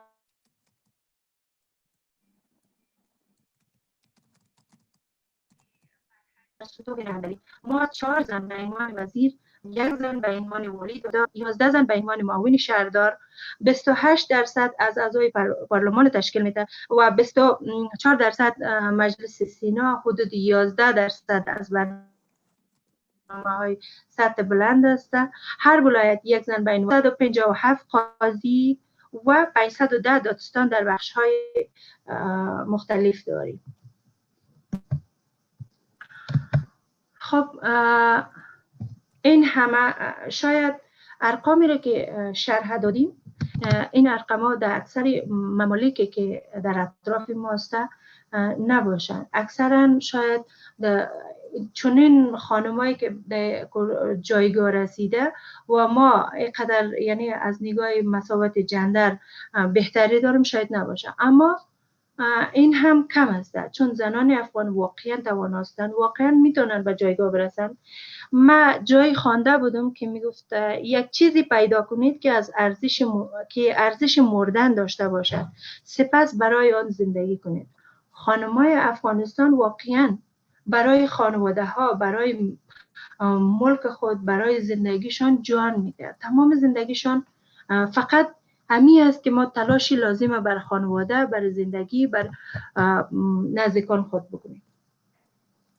خب مشکلات موجودی که ما فعلا خانمای جامعه یا خانمای افغان داریم، تهدیدهای جدی ناامنی است. البته این تهدیدها هم با مردان است و هم با زنان، اما چون خانوما کم زیادتر متضرر میشن، به اینا بیشتر شاید باشه. ناباوری در جامعه فعلی هستند. ما کسانی که دست توی بلند کار میکنیم یا حتی کسانی که در خانواده بخش رهبری به عهده داریم، ناباور هستیم از جامعه، چون جامعه درست است بعضی ما قرار میگیریم به جای، اما اون ارزشی که واقعا خوش داریم گاهی در آگاهی خودمون یا اگر عدم اما سیستم خانوادگی است یا به هر شکلی ما ناباور هستیم. حتی کسایی که به یک جای هستیم، حتی کسایی که یعنی دیگه نداشتن تحصیلات مسلکی است. شاید ما تحصیل کرده های داریم، کوشش میکنن، بسیار با استعداد هستن، اما گاهی در جاهای گنجانیده میشیم که خلاف رشته ماست یا نظر به مو مشکلاتی که داریم نمیتونیم یک کار در با مو مسئله برابر پیدا کنیم، جای خود میپردیم تا مشکلات رفع شود یا بنا به دلایل مختلفی. گاهی هم مثلا بعضی خانم هست که در جاهای بالا رسیده اما او وسیله شده کسی یا پشت پرده چنان برنامه هایی بوده یا روابطی بوده تا که جای رسیده. موقعیت اجتماعی و محدودیت های مالی است. ما در اجتماع یعنی موقعیت ما چیسته، جایگاه ما چیسته، به هر حالش هر قدر حتی ما در جایی که تحصیل کرده است، در جایی که در سطح رهبری هستیم، اونجا میشنویم یگان چیزی که پیش میایه اکثر مردا شاید به طور دلسوزی باشه یا شاید هم امو فکر را که اونا دارن حس میکنن، گاهی میگن خانم هستن، اگر گاهی احساساتیش هم میگه خیر خانم بود، اگر گاهی کاری مثلا کار اشتباهی انجام بدن میگن خانم بود یا حتی بسیار دلایل دیگر میگن خانم بود. و اما قسم محدودیت های مالی داریم. ما خانوما البته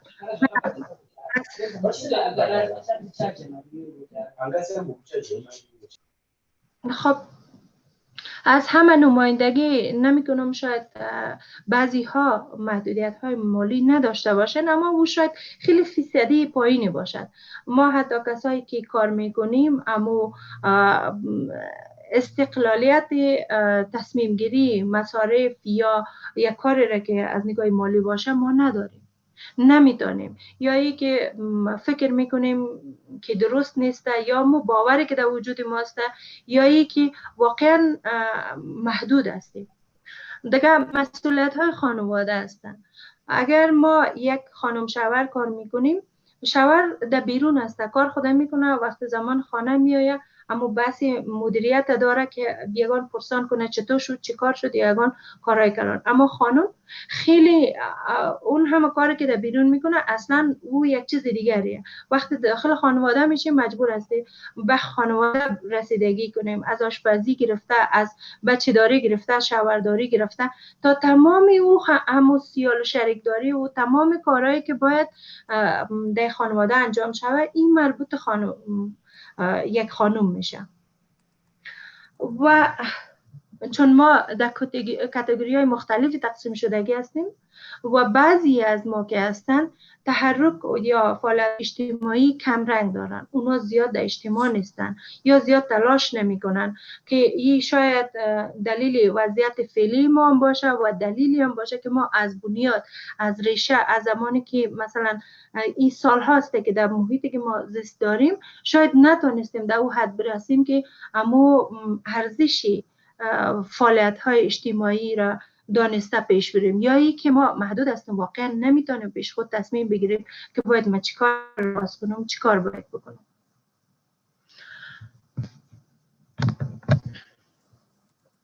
ما راه های حل و چگونگی دستیابی به آن چند بخشی را اینجا گرفتیم شاید کافی نباشه، اما در شرایط فعلی که ما میخوایم داخل تغییر مثبت شویم یا وادار بسازیم خود شور بدیم یا به طرف مثبت روان شویم، چند چیز را گرفتیم. یکی مهارت‌های کاری و فرصت ظرفیت سازی مسلکی است که ما باید در هر بخشی که مهارت داریم او را پیدا کنیم. خود ما به حیث خانوما یا کسایی که در اطراف داریم، خانواده هستن، در محیطی که هستیم، با هر آن کس که کار و کار داریم، یعنی در حد مسئولیت هستن، باید در این رشته همراه ما همکاری کنه تا مهارت‌های کاری، فرصت ظرفیت سازی مسلکی را ما پیدا کنیم تا خود در جایی که می‌خوایم باید پیدا کنیم. داخل در مدیریت مالی و حصول اطمینان از دسترسی به منابع مالی. گاهی اتفاق میفته که ما در بخش مالی داخل هستیم. مثلا من میفهمم که من چند روپه خانواده‌ام یا شوهرم یا پدرم یا بچه‌م یا کسایی که در زندگیم داخل هست چند روپه داره، اما من باوری را ندارم که واقعا من به می منابع دسترسی دارم یا ندارم. اگر ما تلاش لازم بکنیم که باورمند به این چیزا بسازیم شاید بهتر باشه. دیگه از بین بردن موانع حقوقی سر راه زنان در فعالیت‌های اقتصادی، تلاش برای باورمندی ایشان. در مورد فعالیت‌های اقتصادی ما که در 3 کاتگوری تقسیم شدیم که از این 3 کاتگوری یک بخش ما میتونه که در این بخش ها زیادتر داخل شد، چون موضوع اقتصادی هستن و اکثر چیزا باید ما امو فهم لازمه. اقتصادی فقط به سواد و با سواد و تحصیل کرده ربط نمیگیره. حتی ما خانمایی داریم که از دیگه مهارت های دستی یا صنایع دستی یا اگان کارهایی که زیاد نیاز به سواد نمیشه، اونا تلاش خود میکنه، اما با این هم باید امو فهم لازمه در دنیای اقتصاد ما داشته باشیم. باید خود پیدا کنیم که چه قسم کار کنیم و اکثرا موانع حقوقی هستن. مثلا از نگاه فقط از نگاه اقتصادی نیم، از نگاه خانوادگی را حتی مثال میزنیم. ما در اکثر خانواده ها اصلا دختر خانوما هیچ حقی ندارن، اصلا با اونا اجازه داده نمیشه. اما خانه شوهر میره خب بعدش دیگه مادر هست و با اونا قدر فرصت نمیشه که اونا تلاش لازمه بکنن. امی قسم امی مراحل ادامه پیدا میکنن. خب در بخش بعدی شامل است ارتقای دسترسی به مارکت های اقتصادی، خلاق، گسترش خدمات بازاریابی. ما مثلا خانمایی که میخواین یک کاری را بکنن، اونا تا حدی چون سهولت بیشتر نداشتیم، ما از دنیای بیرون زیاد واقف نیستیم و دنیای اقتصاد و خلاق ای که خیلی نیاز است که باید آدم تحقیق کنه، داخل باشه، ببینه تا یک فکر و به جذبه پیش بره که بر ما یکم فعلا مشکل. اگر ما بتانیم امی کار با تفاهم هم با هم پیش رفته یعنی پیش ببریم یا ارتقا پیدا کنیم یا در بخش خدمات یا بازاریابی خانم‌ها رو داخل بسازیم، ممکن برشان خیلی مفید باشه. دیگه در بعضی البته همه جانه و بعضی چون در دنیای کاروبار یا دنیای بیرون یا بخش خانواده حتی خانم‌ها زیاد رولی که باید نقشی عمده داشته باشه زیاد نداره و اگر جایی هم دارن و اکثرا برمیخوره در بخش تامین نابرابری جنسیتی یا گفته میشه خانم هستی. اگر ما این بخش جنسیتی رو تامین برابری جنسیتی و تامین سازی اونا کار کنیم که مثلا بین بچیم و دخترم فرق نداره یا بین خانم شوهر فرق نیست یا بین آج بابا یا اما قسم همسان از فرق نیست، ما میتونیم یک جای پیش بریم و فقط کاری رو بکنیم که لازم است ما بتانیم از اون مفیدی از اون مفاد به دست آوریم که تا خانواده آرام باشه. اما قسم اگر فرد آرام بود خانواده آرام است، خانواده آرام بود کمیونیتی یا اجتماع ما آرام، اما قسم شهر و دولت تقریبا آرام میشه. دیگه درک حمایت خانواده ها است. ما فکر میکنیم بنیاد هر کار، بنیاد هر خوشی، بنیاد هر بدبختی، بنیاد هر آنچه ما فعلا داریم و در آینده می داشته باشیم این خود خانواده است. خانواده اولین جایگاه ماست که ما میتونیم از اونجا رشد کنیم، میتونیم در اونجا خشک شویم، میتونیم در اونجا افسرده شویم. یعنی اگر خانواده با ما همکار باشه، خانواده تلاش لازم بکنه، تغییراتی در وجود خانما بیارن، با اونا اعتماد به نفسشون، برای اعتماد به نفسشون هم برایشان کار کنن، برشان ارزش قائل باشن، فکر میکنم که ما جایگاه خاص خود داشتیم و تلاش لازم خود نمودیم. اکثرا نمیفهم همگی متوجه شده نشده. گاهی از امی تجربه خانوادگی خود ما، از اولادای خود ما که میبینیم، گاهی طفلایی را که زیاد ارزش ندادیم، اونا حتی بزرگ هم که شده تلاش میکنه پشت ارزش بگرده. طفلایی که زیاد به اونا حق ندادیم، اونا این قسم مقدعی است، تلاش میکنه حقشانه بگیره. طفلایی که حمایت نشده، اونا پرخاشگر هستن. و امی قسم خانما کسایی که بنیاد جامعه هستند، اگر سرچوک شوه، اگر سرشون فشار باشه، اگر اونا عقده‌ای باشه، طبعا تمام خانواده از بین میرن. بخور نبود. از اون خاطر من فکر میکنم دوستایی که جذاب یادرایی که هستن، چون از دیدی ما نمیفهمم تربیه ما قسم است یا همگی یک مروج بر ما که مردان ما تاج سر ماست.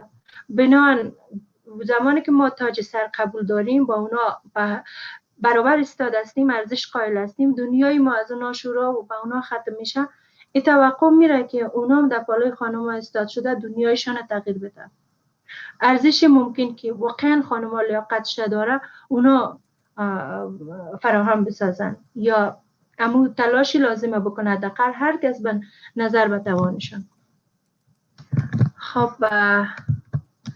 نمیدانم چقدر پرگویی کردم، اما من هنوزم فکر میکنم که ما به نسل جوان بانوان برای تغییر مثبت نیازمند هستیم.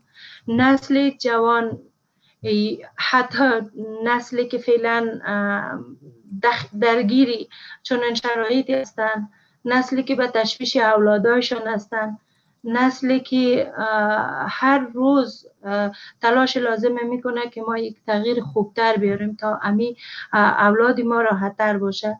و اونایی که واقعا اکثرا قربانی های کلانی داده، خانمای تحصیل کرده در خانه نشسته و یا خانمایی هستن که اصلا سواد ندارن اما برای سواد اولادشان چنان تلاش میکنه که از هیچ چیز دریغ نمیکنه. ما واقعا نیاز داریم و از همه نیاز به کسانی داریم که در پهلوی ما هستن، از ما حمایت میکنن. بازم جهان سپاس از همه دوستانی که اینجا حضور دارن، از اینکه با ما بودین، حرفای ما شنیدین، ممنونتون. واقعا برای ما ارزش قائل شدین که اینجا حضور دارین. تشکر میکنم. تشکر خانم شکیبا، بسیار عالی و زیبا نقش خانم‌ها رو در جامعه ترسیم کردیم. برای همه گفتین که خانم‌ها به عنوان یک درخت که ریشه در زمین داره و چطور تانسته افراد جامعه را از خرد و کلان تربیت کنه و اونا را بسیار بتونه برای محیط جامعه آماده بسازه و چطور ما مشکلات خانم‌ها رو برشمردیم و همچنین راه‌های حل به اون مشکلات شما گوشزد ساختین. ما یاد گرفتیم از شما و چطور میتونیم ما هر یک ما در خانواده خود با احترام بیشتر به دختر و همچنین تک تک اعضای خانواده همی سلف کانفیدنس و چرا در اونا به اصطلاح تقویت کنیم، چطور اونا رو بتونیم برای آینده جامعه توانمند و خوب بار بیاریم. Okay, thank you very much. Now it is time to give the time for Akbar Danish. Akbar Danish اگر آماده هستی لطف میکنی شما پرزنتیشن خود ارائه کنید. اکبر دانش. Good evening. Thank you so much, Mr. Hassan. Can you hear me? Yes. And thank you, Dr. Justin and Mr. Hassan, for providing this opportunity. And also thank you, Ms. Maureen, for a very inspiring remarks. And I would like also to thank Mr. Bariallah and also Ms. Nazari for a very thoughtful and insightful presentation.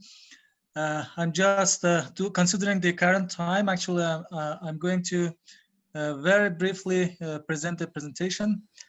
And I caught actually half of the presentations.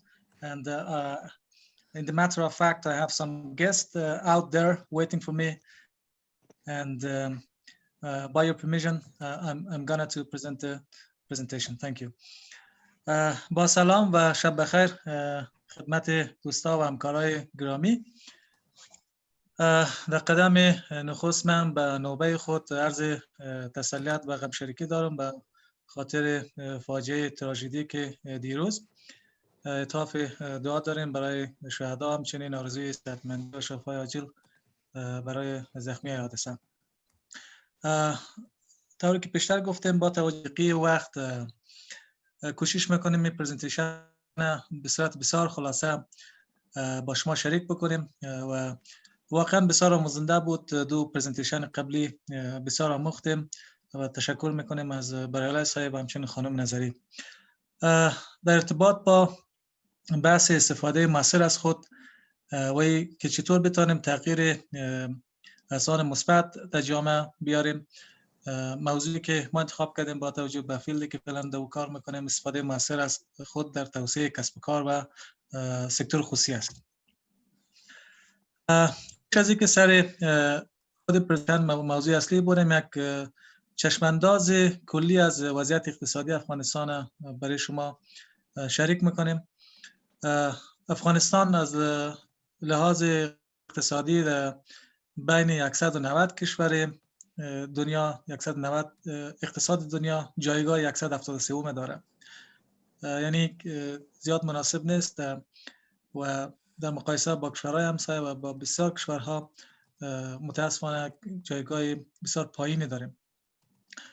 همچنین در قسمت بالانس تجارتی ما هم طوری که دوستان میدانند که همیشه یک بالانس منفی بوده.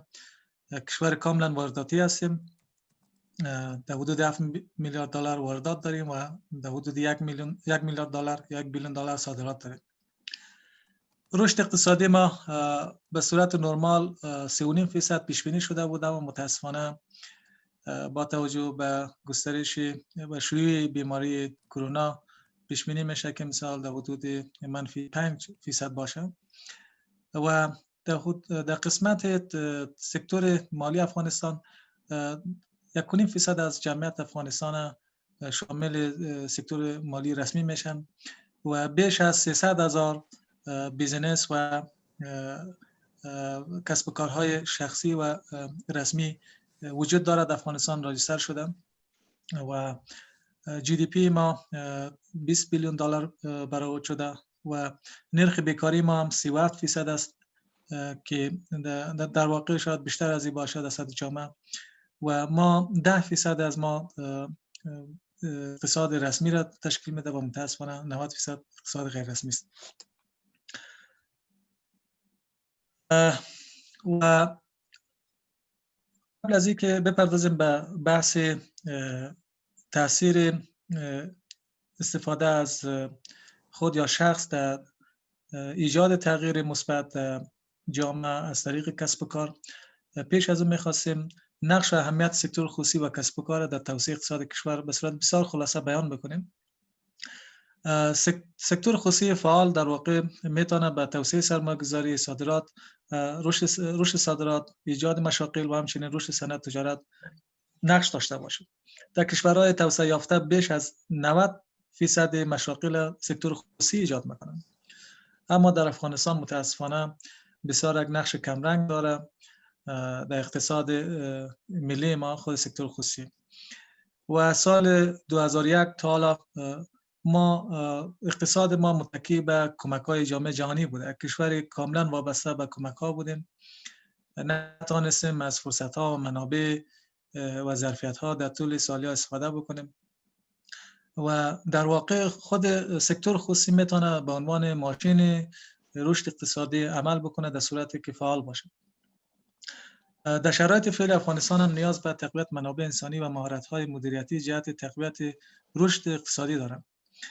متاسفانه از ظرفیت‌های لازم استفاده موثر صورت نگرفته و همچنین خود ما افغان‌ها هم به یک باورمندی و خودباوری لازم نرسیدیم که چه ظرفیت‌ها و چه توانمندی‌هایی داریم. تا اکنون هم از سالان گذشته متاسفانه در تدوین پالیسی در تدوین پالیسی ها و در واقع هم در اکثر امور به دست خارجی ها بودن. البته در چندین سال گذشته شاهد پیشرفت ظرفیت افغان ها بودیم در این مسئله و خود سر رشد سکتور خصوصی جامعه جهانی هم تاکید بسیار زیاد داره در کنفرانس ژنوا در 2018 و کنفرانس دومش که در تاریخ 23 نوامبر هستند در ژنوا هم تاکید شده. تنها راه بدیل کم کردن کمک‌های جامعه جهانی رشد سکتور خصوصی است، تقویت و رشد سکتور خصوصی هستند و اینکه خود افغان‌ها هم نقش داشته باشند در توسعه اقتصاد. و این نقش از یک شخص شروع میشه و از افراد جامعه شروع میشه و این که نقش موثر و مفید داشته باشیم در توسعه اقتصاد و توسعه کسب کار. در قدم اول لازم است ما به یک خودباوری و خودساختگی برسیم. Hello? Yes, go ahead. یک نقل قولی از سقراط هستند که میگن خود را بشناس زیرا زندگی آزمون نشده ارزش زیستن ندارد. اساس پیشرفت، اساس موفقیت در یک فرد، در یک فامیل، در یک جامعه خود شخص است و خودشناسی است. در واقع خودشناسی یک شاهراه و دلیل اصلی به سوی نهایت کامیابی است. اما خود خودشناسی چی است؟ همونطور که در صحبت‌های قبلی، در جلسات قبلی که خود دکتر جاستین لطف کردن داشتن و ما و شما یاد گرفتیم ازشان از همدیگر، در واقع خودشناسی هم کشف حقایق ناشناخته درباره خود است، درباره استعدادهای نهفته که ما داریم، در رابطه با آرزوهای پنهانی که داریم، در رابطه با ارزش‌های اساسی، در رابطه با نیازهای عاطفی و قوه هوشمان است. از 10 مهارت اساسی زندگی، اولین مهارت زندگی مهارت خودآگاهی است و خودشناسی است. توانایی شناخت نقاط ضعف و قوت و یافتن یک تصویر واقع بینانه از خود در واقع اولین مهارت زندگی است و اولین گام موفقیت است. طوری که پیشتر در پرزنتیشن قبلی بریالای صاحب لطف کردن به صورت بسیار دقیق و با جزئیات در این مورد صحبت کردم و نمیخوایم دوباره تکرار شوم. و چطور میتونیم به اصطلاح از پس از اینکه به اصطلاح خود اولین گام در واقع برای خودشناسی چی هستن؟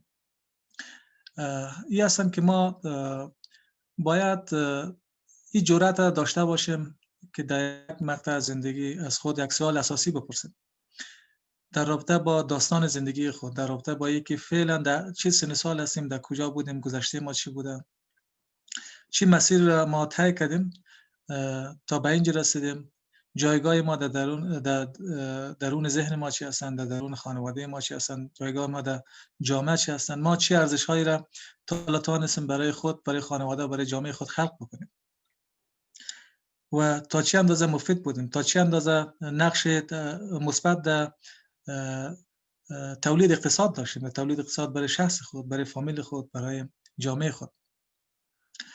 باید در واقع این جرأت داشته باشیم که از خود این سوال بپرسیم و هرگز دیر نیست که به اصطلاح این جرأت به خود بدیم که واقعا ما کی هستیم، چی نقاط مثبت داریم، چی نقاط منفی داریم، چی توانمندی ها داریم و در واقع جایگاه ما در کجاست. با شناخت خود ما میتونیم با درک و شناخت خود از توانمندی‌های خود ما میتونیم قدرت ریسک‌پذیری و عمل ما بالا میره، قدرت تصمیم‌گیری ما بالا میره و نباید بترسیم به خاطر یک شروع کسب و کار، به خاطر یک سرمایه‌گذاری. متاسفانه در کشور ما نرخ بیکاری بسیار بلند هستند. کلی شکایت دارن از نبود فرصت‌های کار در بازار کار و سالانه در حدود 400,000 نیروی مستعد وارد بازار کار میشه بدون از اینکه فرصت برای اعضا باشند که جذب بازار کار شود. و یک مشکل اساسی دیگر در خود ما هم است. ما در واقع توقع از این داریم که جذب دولت شویم، دنبال وظیفه هستیم یا جذب وظایف دولتی یا مؤسسات یا شرکت ها شویم. پیش از اینکه فکر بکنیم آیا ما نمیتوانیم از توانمندی ها، از تحصیلات، از تجارب، از دانش، از مهارت های خود کار بگیریم، برای خود کار بکنیم، یعنی بتونیم یک سلف امپلوید باشیم و بتونیم در آینده به حیث یک سرمایه گذار عمل بکنیم. و تا به حال اکثر جوانایی که ما دیدیم فارغ التحصیل هستن، به ده ها مورد، به صدها و شاید بگیم هزاران مورد برخوردیم که تحصیلات دارن، حتی در سطح ماستر از کشورهای خارجی داخل افغانستان و اکثر از آن متاسفانه بیکار هستن و هنوز هم دنبال فرصت‌های شغلی هستن و این جرأت نداشتن که به توانمندی خود باور و ایمان داشته باشه و در صدد از این باشه که بیان یک کسب و کار برای شخص خود راه اندازی بکنن. بسیار فرصت‌ها هستند در سطح برای شروع یک کسب و کار در افغانستان، علی‌رغمی که بسیار ریسک‌ها و خطرات وجود داره و هر جایی که در واقع ریسک و تهدیدات بلند داشته باشه فرصت‌ها در اونجا بیشتر هستند. ما یک مثال عینی را برای شما امشب ذکر میکنیم. یک خانمی هستند به نام بی‌نظیر یکتا، شاید اکثر در بین شما دوستا باشند، آشنایی داشته باشند با نامشان. ایشان یکی از 5 صادرکننده برتر افغانستان در همین سال شناخته شدن، تقدیر شدن از سوی وزارت صنعت تجارت و وقتی که ما صحبت کردیم با ایشان از نزدیک، داستان بسیار جالبی دارن. یک دختر خانومی هستن که در واقع در یک از ولایت دورافتاده از ولایت دایکندی هستن و مسیر زندگی خود برای ما تشریح کردن. گفتن بعد از اینکه در دوران مکتب بودن با خود گفتن که ما چطور میتونیم به اقتصاد فامیل خود کمک بکنیم و پسان در واقع بعد از ختم مکتب آمدن در کابل و گرچه یک چند مدت دنبال وظیفه میگشتن و در نهایت گفتن که باید کار از خود شروع بکنیم، کمک برای فامیل، برای اقتصاد فامیل و با یک پول بسیار کم یا یک تجارت گفتم من شروع میکنم و او تجارت در واقع خرید نهال‌های مثمر بودن و زمانی که نهال‌ها را از کابل انتقال میدن در دایکندی متاسفانه در مسیری را موترشان در سیلاب قرار گرفت و او نهال‌ها هم از بین رفت و کل سرمایه‌شان از بین رفت. اما ناامید نشدن، دوباره شروع کردن، رفتن با شناختی که در سطح قریه داشتن بادام و میوه‌های خشک به صورت قرض گرفتن و در نمایشگاه اشتراک کردن در کابل. نقطه آغازشون از همونجا بودن، کم کم توسعه دادن بیزینس خود تا ای که فعلا جزو 5 صادرکننده برتر افغانستان هستن. میوه خشک در کشورهای اروپایی، در آمریکا، در هند، در کشورهای عربی امیال صادر میکننشان. در واقع تنها رمز موفقیتشان خودساختگی و خودباوری بودن. یکی چطور تانستن درس گرفتن از شکست خود، چطور به باورمندی رسیدن که چی نقاط قوتی دارن، چطور هدف و انگیزه داشتن ایجاد شد که در فامیل خود کمک بکنه و نه تنها امروز موفق شدن که به اقتصاد فامیل خود کمک بکنه، بلکه زمینه اشتغال ده ها خانم و ده ها فامیل دیگرشان فراهم کرد. اگر ما در راه اندازی یک کسب و کار موفق باشیم و ایجاد در واقع ایجاد فرصت‌های شغلی میشه، نه تنها برای ما، برای جامعه ما، این منجر به کاهش فقر در سطح جامعه میشه و شاهد یک رشد پیشرفت در سطح جامعه خواهد بودیم و در نهایت یک شاهد جهان بهتر. آخر ما یک دلایل موفقیت و شکست استارتاپ ها و همین بیزنس ها را به صورت بسیار خلاص بیان میکنیم. به صورت کلی 5 عامل وجود داره که یک بیزنس، یک استارتاپ موفق شدن یا شکست بخورن. اولین عاملش بحث پلانگذاری هستن، زمان بندی است.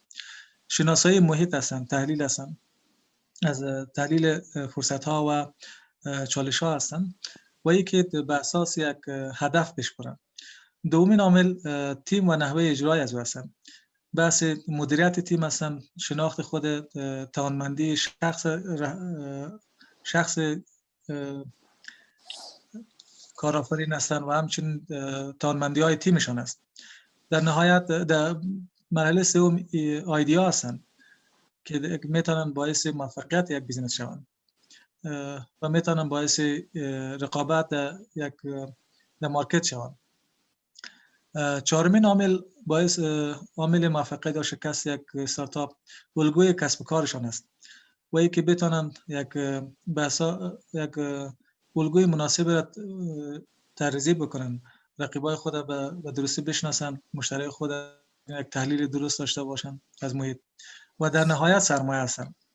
ما با صحبتی که با اکثر جوانان داشتیم و پرسان میکردیم چرا شروع نمیکنید یک کسب و کار، اولین جوابی که میگرفتن میگفتن ما سرمایه نداریم. در واقع سرمایه آخرین دلیل هستن، آخرین دلیل یک شروع یک کسب و کار است. در نهایت ما باید تشویق بکنیم دوستای خود از خود باید شروع بکنیم. یکی در اقتصاد باید یک نقش تولیدی مثبت داشته باشیم. امروز مثال خوب در واقع در مدل اقتصادی کشور چین است که بحث فرد محوری هستند، یعنی فارغ از جنسیت، فارغ از سن، فارغ از تحصیلات، فارغ از تجربه، کوشش میکنن در هر سطحی که باشن تنها هدفشون این هستن که چطور میتونن نقش مثبت اقتصادی داشته باشن برای خود، برای فامیل خود، برای جامعه خود و برای دنیا. و ما باید الگو بگیریم، نباید ترس داشته باشیم از شکست و باید تصمیم بگیریم و تشویق میکنیم و خود و دوستای خود باید تشویق بکنیم که از فرصت‌ها استفاده بکنیم، نه تنها دنبال وظیفه باشیم بلکه کوشش بکنیم با سرمایه اندک، با دانش و مهارت و تحصیلات خود در هر سطحی به سوی یک شروع کسب و کار باشیم و از شکست نترسیم. تشکر میکنم از توجه شما. اگر کدام سوال باشه در خدمت هستم. تشکر. Right, thank you so much, Mr. Danesh. Thank you so much, Mrs. Shakiba, Mr. Barialai, and of course, Mrs. Morin. Unfortunately, Mr. Hassan could not finish the session because there is power challenge in Afghanistan. That's why quite a number of the members could not finish this session. They have power issues there. I will ask for feedback so that we finish probably in the next 10 minutes. I understand the power challenge in Afghanistan. And I will start with Madam Olufolake Adedeji. I understand you were following when Mrs. Shakiba was presenting about women in Afghanistan. And I will ask you to just share some insights and some recommendations that you picked from Mrs. Shakiba's presentation. Mrs. Olufolake Adedeji.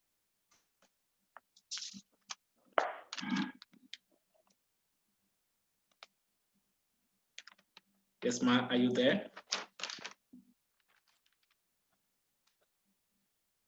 Okay, I'll come back to you. Madam Maureen, can you comment on Mrs. Shakiba's presentation and probably on Mr. Bariala's presentation? He spoke about some of the challenges that are there in Afghanistan and some 5 interventions for change and 3 pictures that we have. Any points that you would want to comment on from there? Okay, thank you very much, Dr. Justin. Unfortunately, there was also a power outage and they were trying to change to generator. So I couldn't pick the last speaker's presentation, but I was here when Shakiba was presenting. I just want to add to something which is very critical to what we were about to embark on in our capacity development initiative. And that is that the level of confidence that women have on themselves, the level of confidence and the strength of belief that the women have about themselves. That is very, very critical. Shakiba mentioned that sometimes what is limiting and causing failures in attempt for women to engage in transformative actions in their countries and their states and their communities is their level of belief in themselves. So I want to expatiate on that item. Number one is that before we embark on any type of a transformative initiative, wherever we find ourselves, it's very important we study transformation from within. If there is any doubt at all about who you are, that is where you have to start. There is need for every woman, and not just every woman, even men, if you are going to be in the public eye, if you are going to deliver roles in the public eye, if you are going to go out into the communities to try to make changes, you must be able to be grounded with the understanding of who you are. You have to understand your personalities. You have to understand the strength of your skills. You have to understand the strength of your conviction in what you are trying to pursue. If, for instance, you want to say you want to play a role in peace negotiation or peace establishment in Afghanistan, you have to first and foremost ask yourself, what do I understand by peace building? What do I think my role is going to be? And then you have to find out the level of your conviction. Are you going there because you want to create change or you want to seek for accolades and applause? It is very, very critical that women ask those definitive questions as they are setting out, to lead an action in the public domain. That's what I want to add. And then Shakiba said, women are like tree and the root of the tree. All societies are trained and nurtured by the women, and the rest is like fruit and leaf. That's a very complete explanation of the position of a woman in the society. If women are removed in the equation of the global society, I want to believe the society will not make any meaning anymore. Women connects the society, women nurtures the society, women breeds the society. That's why it's very, very important that they are engaged in any form of decision making, especially in governance, especially in policy making, especially in socialization. The women supposed to be engaged, because at the center of the society is a woman sitting or standing somewhere, building people who are leading today, who are going to lead tomorrow, and of course, who are going to lead in the next generation. So I want every woman in this conversation room to understand that illustration given by Shakiba. That's what I want to add to that presentation. Thank you so much. If I have a few minutes to say something about Mohammed's own presentation, I pick two things. Mohammed emphasized that change requires urgency. And I did mention when I was doing my presentation that when you want to take action about transformation, you start now. When I was talking about making action, implementable action plans on what to do, I'm not saying that we are going to spend 1 month. I'm not saying we are going to spend 2 weeks. A day or 2 or 3 maximum is enough for anybody to start. And I want to also add we don't have to have it all in terms of knowledge gathering, in terms of a resources gathering, in terms of pooling of a number of population. We don't need to have it all. We just need to have the few rights, the few persons with the right mind, the few persons with the right mindset, and then we can take off on any project that we have. So I want to also say that he talked about systems and continuity, and of course, those are just what we talk about in a organizational leadership development network. When we are talking about continuity, continuity is in all facets of an individual's living. What are you continuing? Your career development has to continue, or your actions have to continue, your decisions to continue to impact your society has to continue.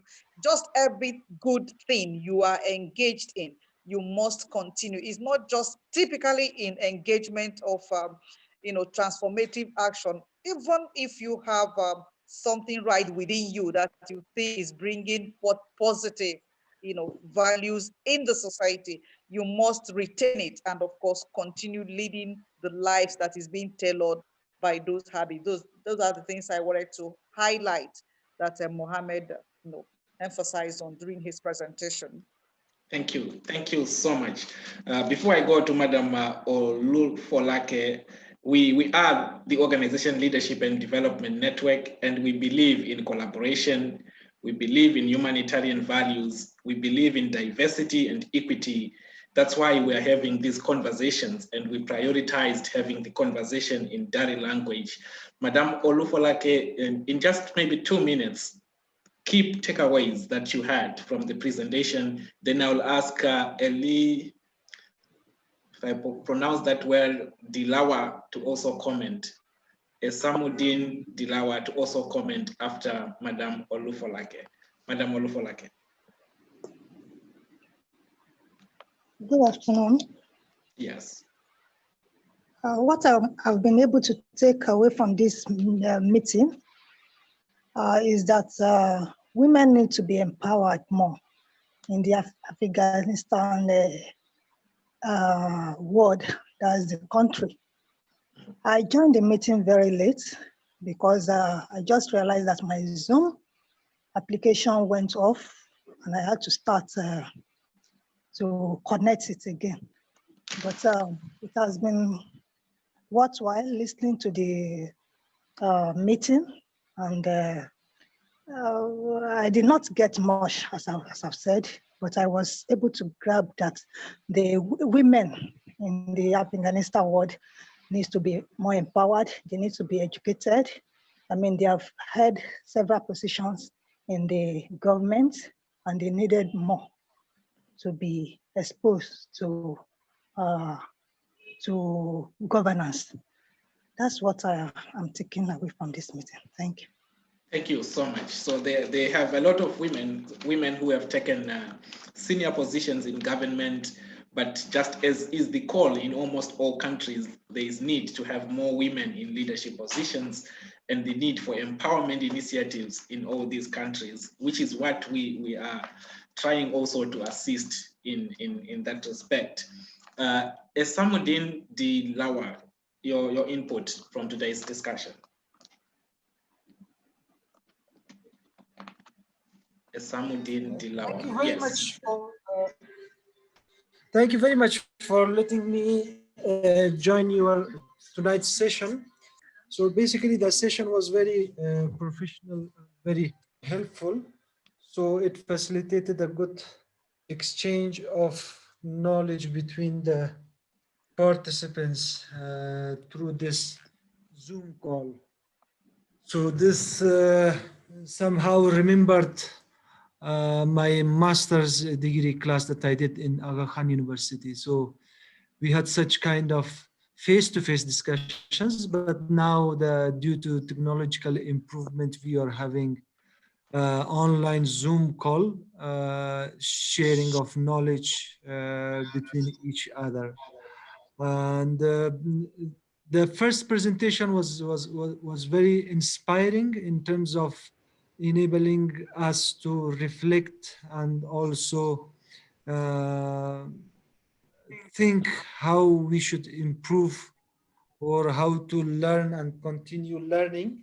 The second presentation by Miss Nazari was also very helpful and inspiring in terms of discussion, facilitated an understanding or knowledge sharing for the current status of women within Afghanistan society. And the last presentation was also very helpful in terms of which facilitated a kind of transformation of knowledge from different aspects of the business and the entrepreneurship within Afghanistan society. So they were all very, very important topics, and all our colleagues covered it very professionally and very thoroughly. But as we all know, the limitation of the time and also the limitation of the online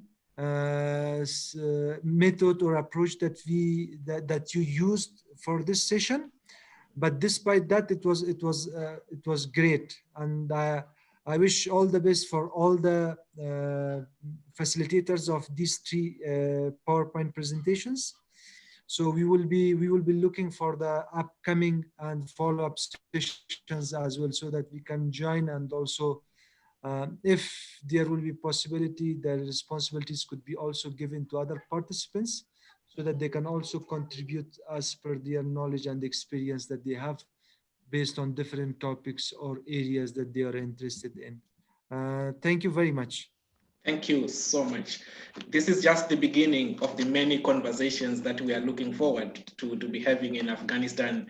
And Mr. Hassan, our colleague, Mrs. Shakiba Nazari, will be leading in terms of facilitating these conversations and having more people in Afghanistan engaging in such conversations. We have 10 minutes, if we can. Ms. Katima Mahmoudi, your input, so that we finish at in 9 minutes. Katima Mahmoudi. First of all, assalamu alaikum to everyone. I would like to thanks to all of you that you gave us this best opportunity and a great opportunity for us to learn something about all you over the world, and we are here to communicate and to learn something from each other. So appreciate it, and also thanks very much from those that who are giving these best presentation about women empowerment, and also about self-awareness or conscious that actually I have learned more things from these presentations that presented from our best leaders, Ms. Shikebo Nazari, and also Mr. Bradai and Mr. Danish.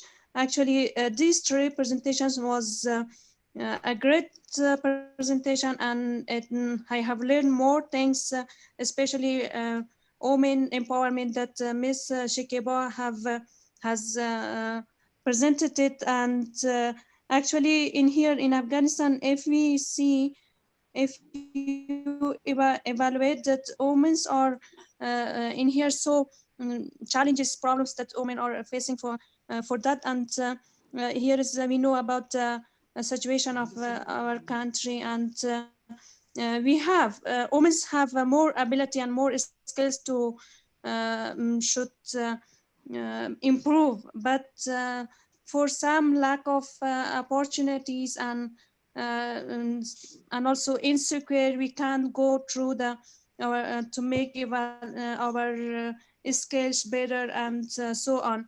I hope these communication and these communicated that be a good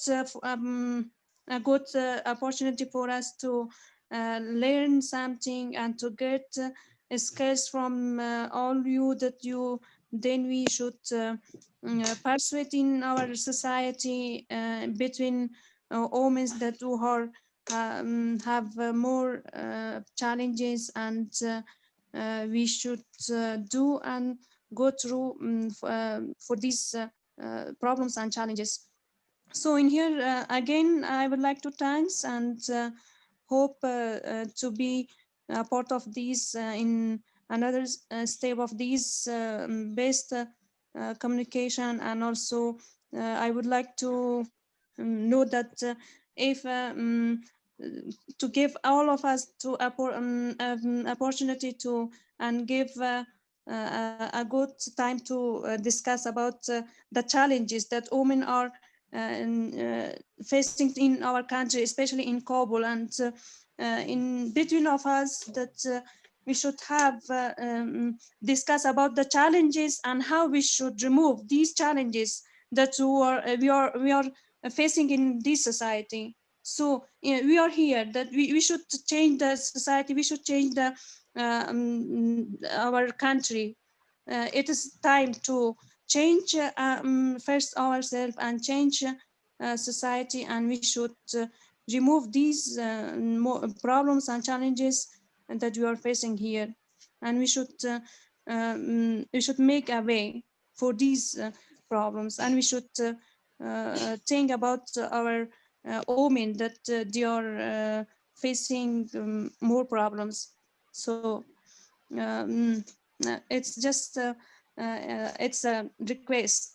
We should communicate more about the challenges and problems, and also how we should fight against these challenges. And thank you so much for all of you that you give this opportunity for us. Thank you so much. And I think you are part of the Women Orientation Group, where Ms. Maureen is leading that group. And I think the next session that we are going to be having, Mrs. Maureen and Mrs. Shakiba will work on, and the entire women on that group as well, to have a women capacity building and empowerment session. And I like the passion that you put in saying that it's time for change, and we need to see that change starting as a matter of agency, and also women leading in that respect. Prof. Chijoke, you joined a bit late. Anything that you want to add, then I will hand over to Mr. Hassan to close the session. Prof. Chijoke.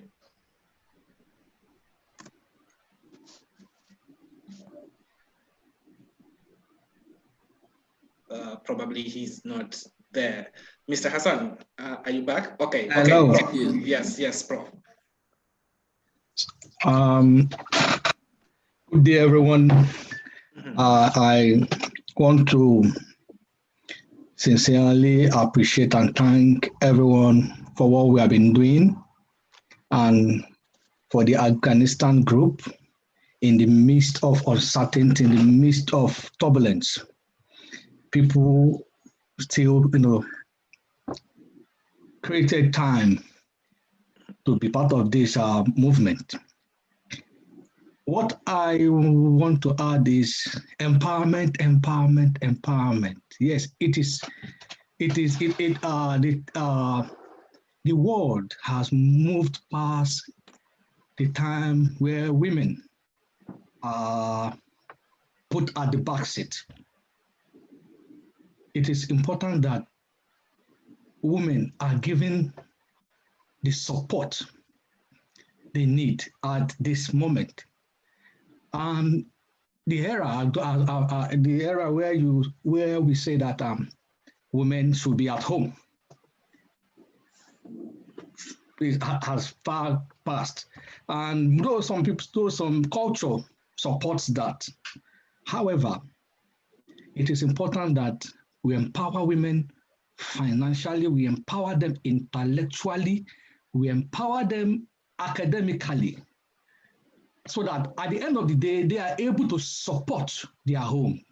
They are able to support their children. They are able to support their families. So for me, I align completely, without reservation, that women should be empowered. And I preach that everywhere I go, even in my house. I ensure that my wife is empowered. I push her, because most women, let me not say most, some women need to be pushed. Some don't want, they don't even want to be empowered. They don't, if you want to empower them, they'll tell you they are not interested. But you need to push them. You need to motivate them. So I try as much as possible in my own little way. For people around me, especially women, I try to support them and in my own little way. So empowerment is very key for today's women. Thank you. Thank you. Thank you so much. Mrs. Morin, do you have something to say in probably 1 or 2 minutes? Yes, and also yes, regarding I have something to say. Then you hand over directly to Mr. Hassan to close the session. Thank you very much. Dr. Chijioke, thank you very much for that strong word of solidarity. It's appreciated. All of us in this conversation room is giving our kudos. Thank you very much. What I want to add is when we are talking about empowerment, we must, as much as possible, try to follow it sequentially, how we ought to be. Capacity building precedes empowerment. It precedes empowerment. Otherwise, the empowerment will not stand the test of time. So while we are going to be talking about empowerment, capacity building must take the first seat. We have to know the strength of the women. We have to know the areas where they should be empowered. We have to know how ready they are in terms of what they are doing, the resources they have, the time they have, the affiliates they have, whatever that is surrounding them that will be part of the growth of the empowerment process. So that's just what I wanted to add. Before we talk about empowerment from the point of view of what the women are presenting here, we are going to be looking at capacity building. Thank you very much. And Mr. Hassan. Okay, thank you, everyone. Mr. Hassan? Yeah, unfortunately, Okay, my computer charges was run out, so so over to there you. was distraction. Okay, nothing more to say because all friends and colleagues and also guests have covered everything, and they have talked and give us good feedback on the women empowerment. As you may know, that women are a vulnerable part of the society, and they should be in the center of our focus to advocate, support, empower them to be in decision-making process. And we have to help them, help the women to be in a better positions to advocate themselves and represent themselves. Okay, thank you, Dr. Justine and Ms. Moring. As a guest, covered everything, and you talked insightful presentation. And also our presenter, they're presenting well. And we hope we have more sessions in the future. And also the guests here, they have their own questions and feedbacks to the sessions. Thank you, everyone. We hope we have better sessions in the future and better engagements of all participants to the process.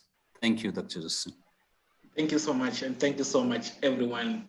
We will connect again in our next events. Much appreciation. Thank you so much. Have a good night. Thank you, everyone. Safe. Have a good night. Thank you. Thank you, Dr. Justin. Thank you. Thank you. Dr. Chijioke, thank you. Thank you, everyone. Shakiba, Hassan, and the rest of you.